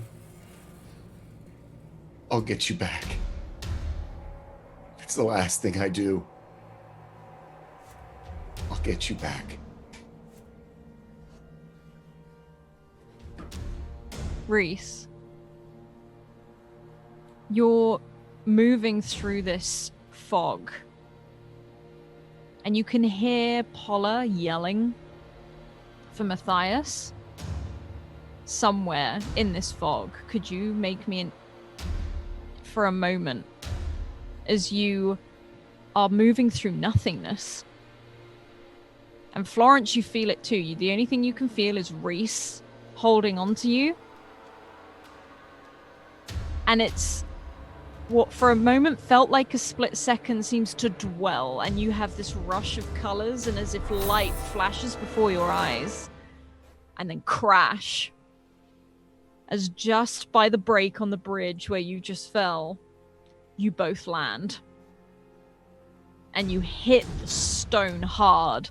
You hear the howl of a wolf, and you hear the scream of Astrid as she rushes over to your side, and you're both laying there, probably still clamped onto each other, very breathless. What are you both doing? Ow. Reese, that was... Oh god. That was amazing and terrifying, and I'm glad you did it. Yeah, are you okay?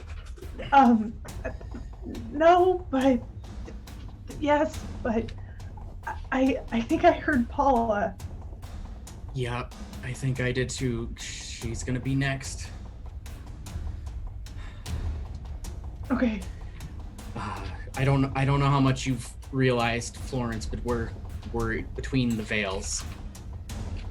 I think we can figure out what that means if after we get the others out of whatever they're in, and if it's the same as where I was, it can only be bad news. Yeah, if we're not careful, we'll get stuck. That's the short of it. Let me know what I can do to help. Just trust your instincts as best you can. And he'll stand himself up and he'll help Florence stand up. Astrid. At Astrid and Astrid. Yeah, Astrid is throwing her arms around your leg, and she looks up at you, Florence. She goes, Hello again. Florence wipes a few, or at least she tries to wipe a few tears from her face, but they've frozen solid against her skin, and she can't help but smile when she sees the little girl. It's good to see you again. It's always good to see you.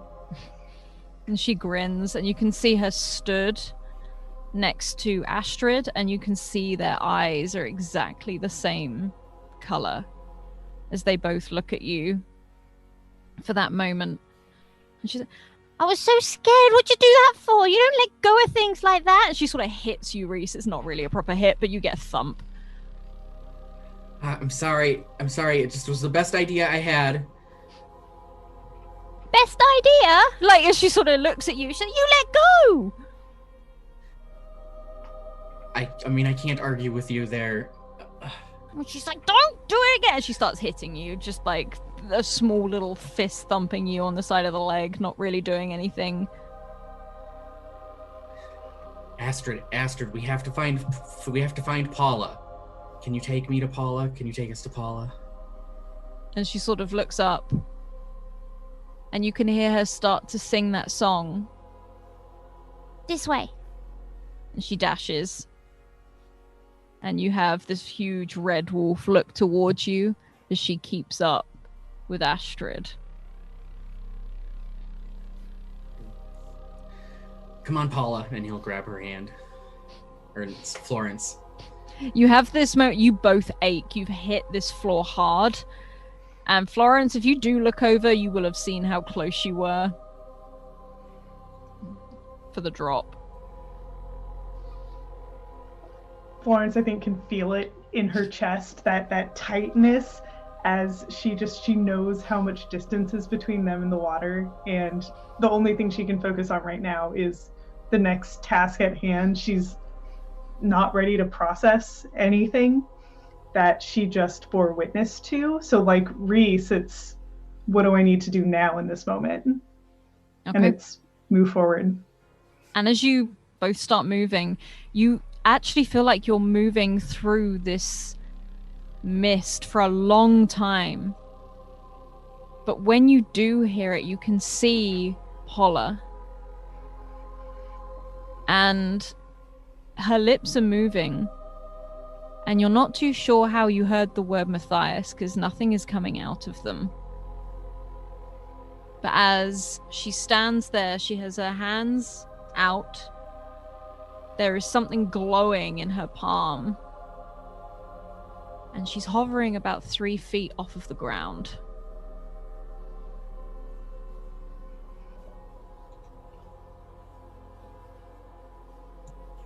Please tell me you're seeing that too. Yeah, we need to do something about that right now, right? Yeah, I mean, I could tackle her. That worked for you. Yeah, I don't think we have a lot of time. I was seeing Malcolm, so it makes sense that Paul is seeing Matthias.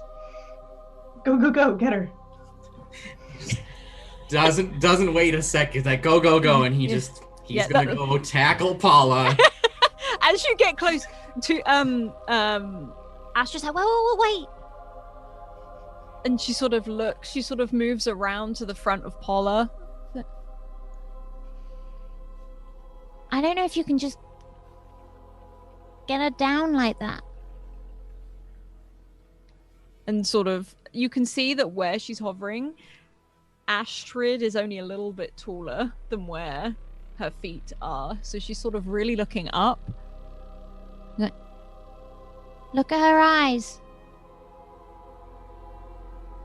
And as you look, you can see there's no harm or anything, but for a moment there's a flash of blue and purple running from one side of Paula's face. Almost like it's just a flash. There's no mark there or anything. But you see it. And her eyes are swirling this green, this fiery green. And Paula, could you roll me an intellect check, please? See if you can snap out of this. All right. You will need a 3. Okay. I'm gonna use an advantage. I'm gonna throw in some effort. Oof.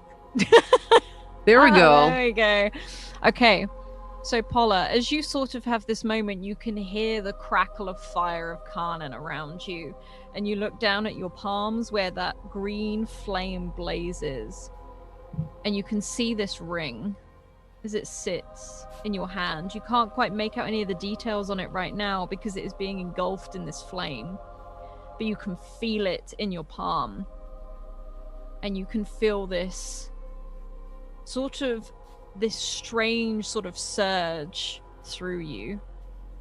The closest you've ever felt to this at this point was when you jumped off of that roof when being chased. And Matthias stopped you both sort of mid-fall. And suddenly you can feel the cold again. That icy breeze, that as if it's biting at your cheeks, and you start to shiver and shudder. And Reese and Florence, you can see as much as Paula's eyes are open, but not, they're flaring this green. She shudders. And Paula, you come round as your eyes open, you blink a few times. And you are hovering above this huge bridge of Tharra. And there's a moment where you can see the shimmer that runs across the mist. And you realize you're not touching the ground. And this little girl, not Tuva, is looking up at you, as well as Reese and Florence. Didn't fucking ask to be here. Paula thinking she's still in this dream world. Did either of you see where Matthias went? But Paula's talking to them as if they're apparitions, Yeah. No, I didn't see Matthias, Paula. Do you realize you're like 3 feet in the air? Yeah, what else is new? I mean, that's pretty new. What happened? What? I think at this point Paula's kind of like she's like looking down, like, at her hovering above the ground, and then she's kind of looking behind her off the edge of the bridge, and she's realizing that being floating in the air this is not like the safest place you could be floating.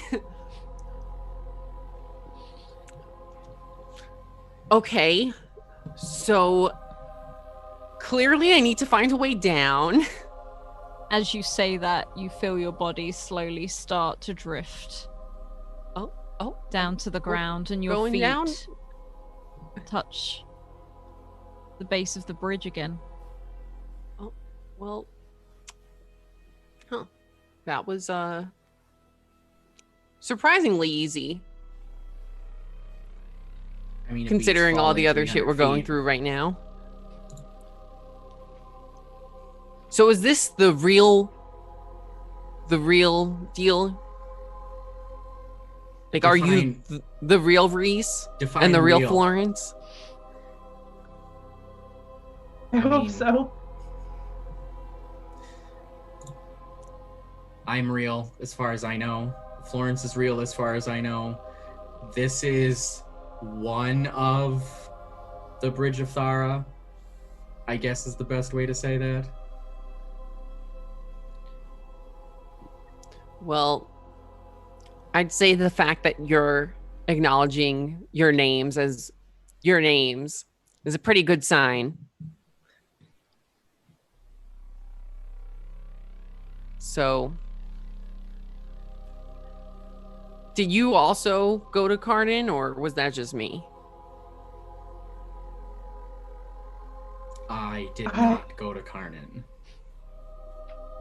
I wish I had gone to Cardin, but no, I went somewhere else, somewhere I don't quite remember going, but apparently I was there a couple years ago. And can we all fly now, or is that just kind of... I think that's just you.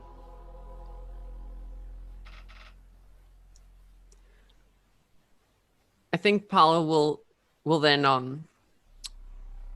kind of like check her hands to see if that ring is still there. That ring is now on your finger.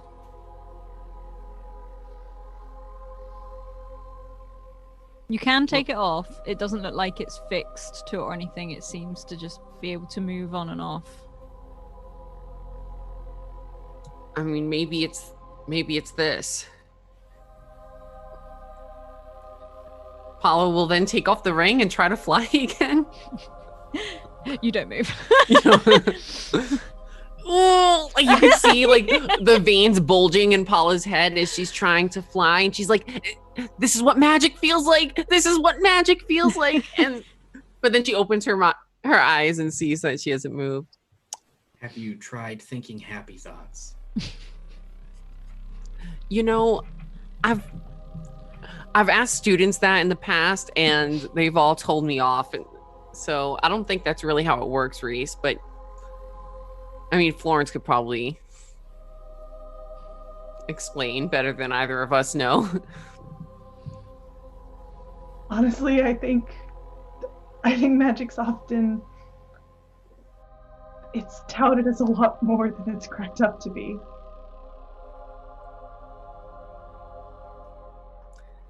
Yeah.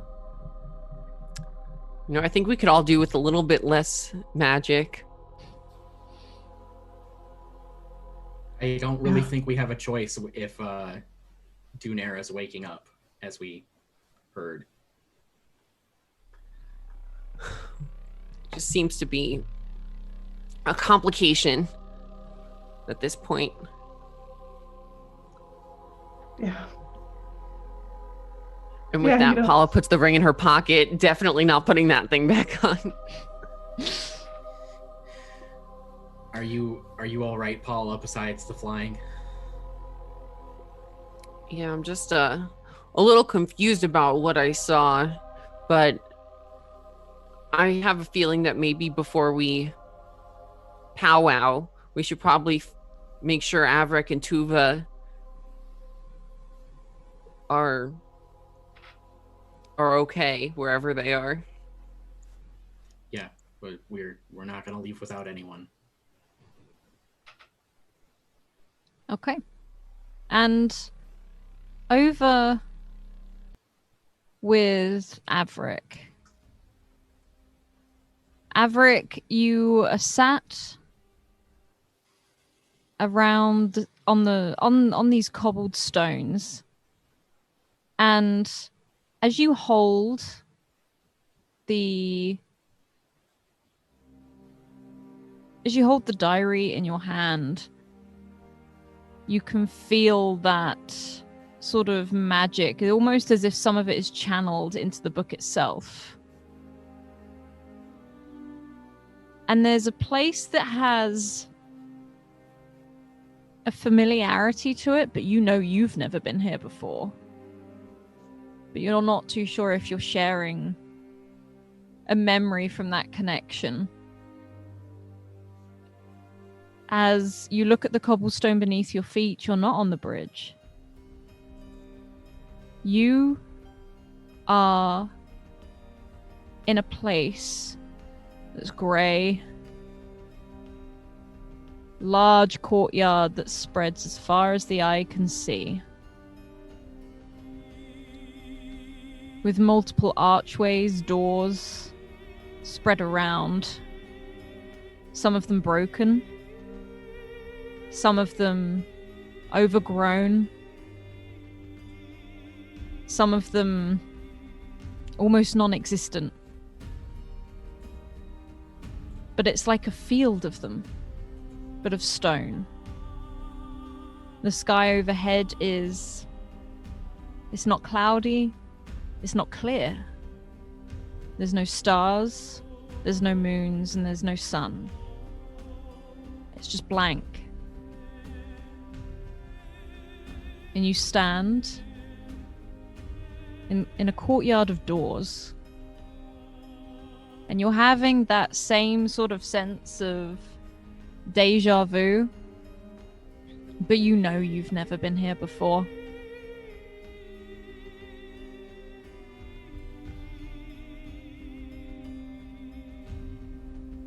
He looks down at the book again. I think just kind of holds it and tries to sort of all but just focus on the magic he's flowing off of it, that familiarity. What is it, Tolan? What is it that you're trying to show me? You always did like me to figure things out. What's the lesson? He starts to look around for anything familiar, trying to remember the things that Reese and Paula and Florence have all told him about recurring themes, the things that he saw himself there in the well, and starts to look around. These doors, some of them are very plain. They are all empty. It's mainly sort of the frame of a door. So you can pass in between them. You can look inside the archways. On each one, you see differences. You see carvings. On some of them, you see the magpies. On others, you see red wolves. You see symbols of the moon, the stars. Some of them you even recognize some symbols from when you were traveling through the desert with Tolan. Must have missed them. And you realize how many doors are here. And how close you must have been to so many of these. One of them seems to be fully sort of drenched in seaweed, with these roots wrapped around the base of it. And it's just door beyond door. And in the far distance, between the doors, a person stands. They seem to be looking at you almost quizzically, not understanding why you're here. And they sort of tense their brow. And this person is quite a distance away. They seem to be keeping it. They don't seem to be charging. They don't seem to be... If anything, they look wary of you. Is there anything familiar about the silhouette? Could you roll an intellect check, please, to see how much you can see? Just do a straight up and I'll let you know how much you can see. Yep. 17. You look through these doors, and as you walk, this person walks with you, as you seem to both be looking at each other. You see a woman. Tall, sword strapped to her back. In full leathers and armor and furs, as she walks amongst the doorways.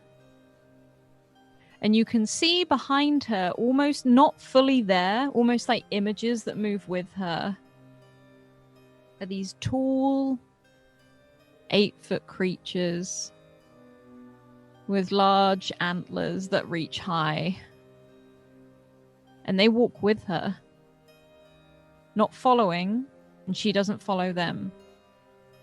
They walk with her, and you can hear the clatter of those seashells, the wood, the pebbles.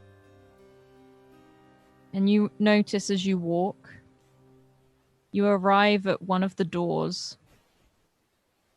A stump of wood, splintered, split in half. A small carving of a monkey up at the top, where it clings. Just carved in. As it sits there. And you notice she's taken a few steps closer. She's still a distance. But she looks more curious at you than anything else. And you notice as you it's almost like when you look at a starry sky. The longer you look, the more you see. And you notice each of these guardians taking a stand by each door.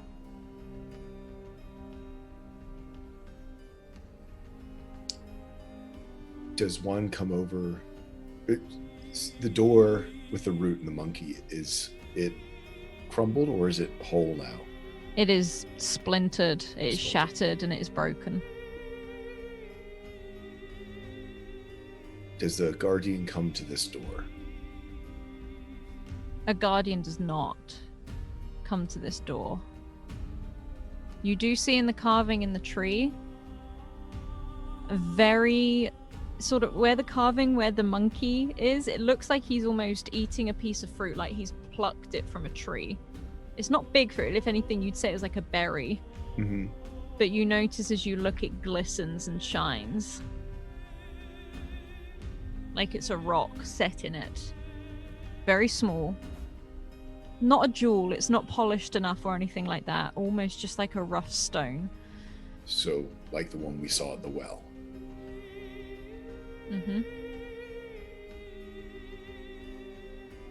How far away is this woman? She's a fair distance from you right now. You're like right next to this tree and she's keeping her distance and watching. Her hands are nowhere near her weapons. Her hands are by her side. But she watches you. I walk to another one of the doors and see if it has a similar rough stone and if it looks different from them the berry, or that whether they be interchangeable, or whether it looks as though it's a specific stone for a specific door, like a key in a lock. Could you roll me another intellect check, please, if you're going Yes. between these doors? This one I'm going to use an advantage on just because I don't want to mess it up. 16. Okay, 5, perfect. You can look amongst these, and everything about these doors are unique. You notice all the stones are different, but they all bear similarities. And you notice some of them are missing the stones. They don't seem to have it at all. And the season trees one, you can see where the stone has shattered. Like it looks like there's this spider web of this grey across it, like it's taken the colour out of it. But she does take a few more steps closer as she looks at you, sort of quizzically, again keeping her distance. And if you look at any of the other doors, the guardians give you that long look down and tilt their head, and you hear that rattle of the seashells. And they sort of turn to look at you, and you can hear that very soft song. I think the words almost come to his lips without him thinking. A familiarity, words he knows he's never said, but almost like deja vu. He says, I mean no harm. I just want to learn. And as you do, they all straighten up. And this woman raises an eyebrow. And from behind this crumpled season tree door, whatever it was before, someone steps out from behind it. It's a familiar face, but it's odd. And it's a guardian at first, but it's almost as if you're seeing what is truly inside the guardian. Almost incorporeal, like the Anarchway. As a man steps around the corner and tips his hat to you. And Tom smiles and sits down by the stump of the season tree. No words leave his mouth. He doesn't look fully there. And this huge bear plods round next to him and sits down as he opens a book to read.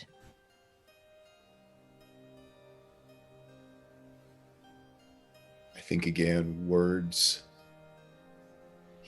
Averick has never said, but are channeled through this book, this deja vu. And he looks to Tom, this guardian.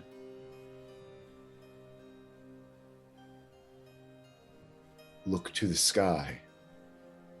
She sings again. And he turns and looks at you, gives a bit of a grin, and you can see his mouth moving, but no words come out, but he taps his head and shakes his finger at you. And he gives you a grin.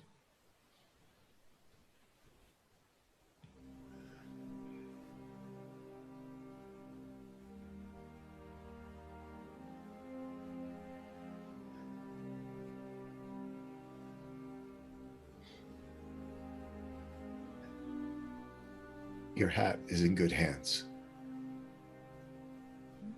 Aggie.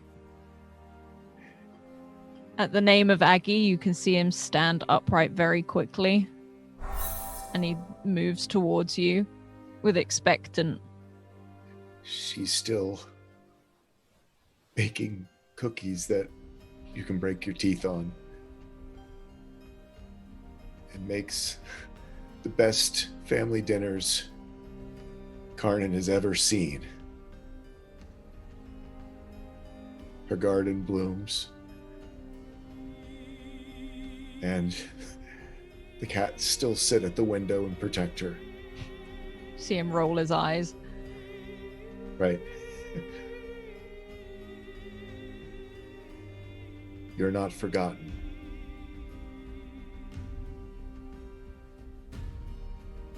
And he smiles. You can see his face relax and his shoulders relax. He looks a little bit sad.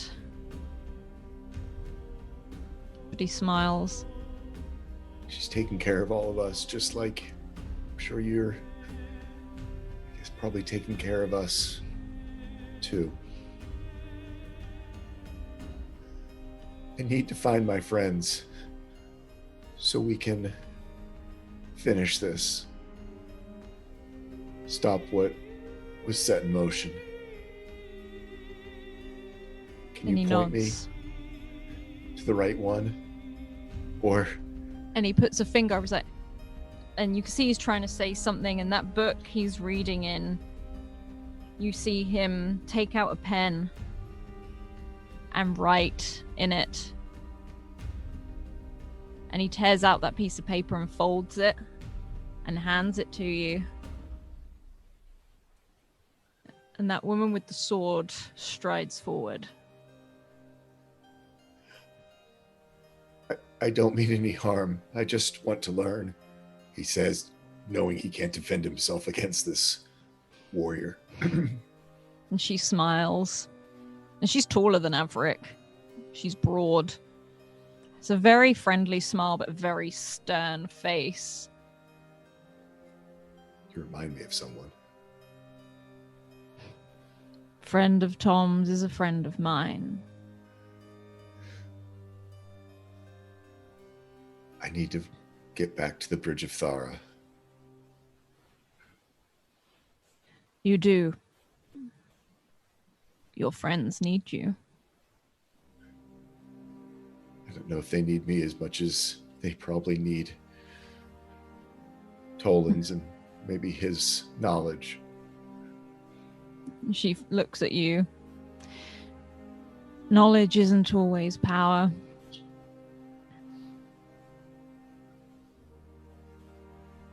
That's a new one. But he kind of looks her up and down.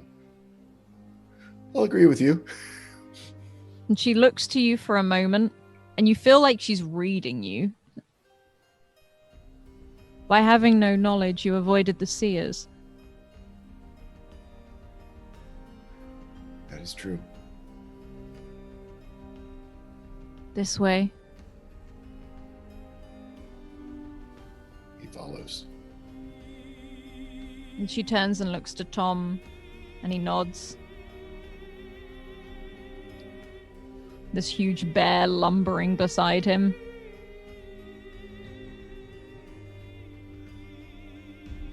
If, depending on how fast she's going, or he certainly doesn't want to get left behind or seem like he's being inconsiderate, but if he can take a moment, if it's only a few words, he'll glance at the note. Otherwise, he'll wait until this is through. She seems to be moving quite fast at first, and you can sort of catch up to her. So we'll probably tuck it into the Toland's journal then. And she moves forward. And it's more that she just has big strides more than anything else. And you can see a mist on the horizon. And you can see it encroaching. And you soon reach the edge of it, and you can feel the cold, almost like a breeze is hitting you. You can see all of these doors almost crowded into this huge space. And she stops at the edge of the mist and puts her hand through. I can go no further. 4 more steps. Averick would like to take a moment. Oh. Averick wants to take a moment. And all the while, he's been looking at all these doors and sort of laying them out in his mind. But here at the edge of the mist, he stops and really takes a moment and sort of notes each one in his mind and the layout, knowing that there's, a very big courtyard, but the ones that he's seen, specifically the seaweed, the monkey, the magpies, the wolves, the ones to the southern desert that were familiar, the different wells that he saw there, of all of those, and really try to make sure he observes this location. Roll an intellect check to see how much. You can definitely remember things. This is to see how much you will. I have a specific thing I want to do. I'm using my last nat 20 on this. Mm-hmm.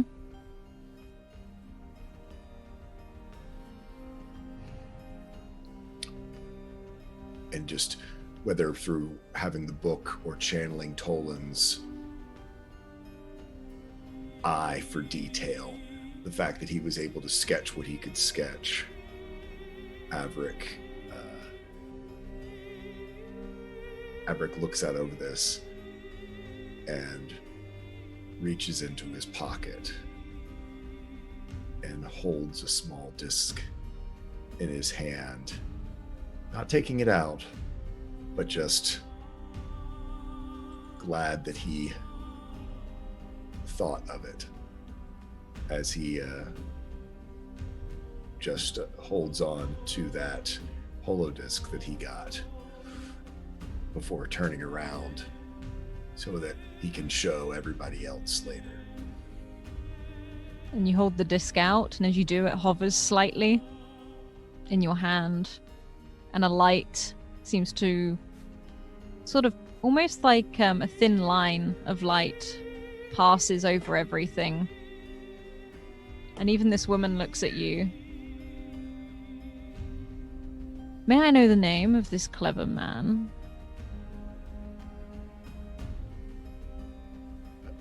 Oh, he holds up the journal because he's never thought of himself as clever. Tolan Folk is the one. No, you. Oh, I'm a Haverick. And she looks at you with very piercing eyes, a very soft smile, and nods. Good to know, Averick.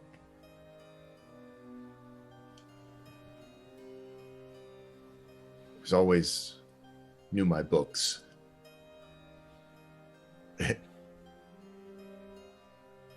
Not usually very clever.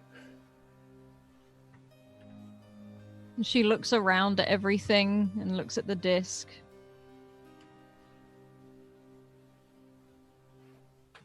For a clever man, you're very wrong.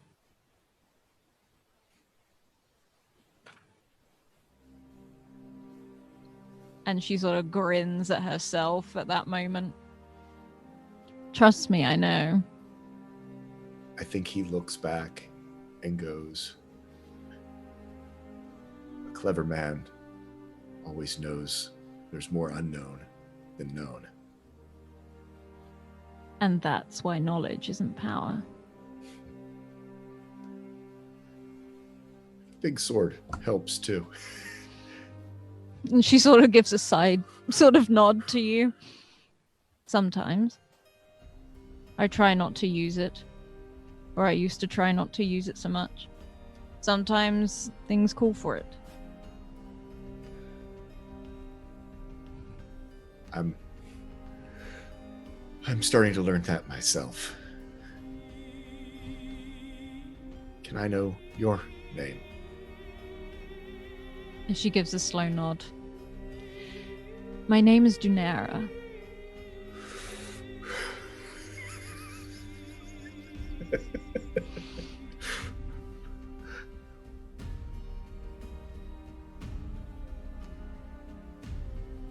Averick's gobsmacked. Also, when you pass through the mist, best to read the note now. They don't always come out the other side. It might, but... Oh, and when you walk through, hold your breath. And she turns and starts to walk away. He, shaking, hands shaking.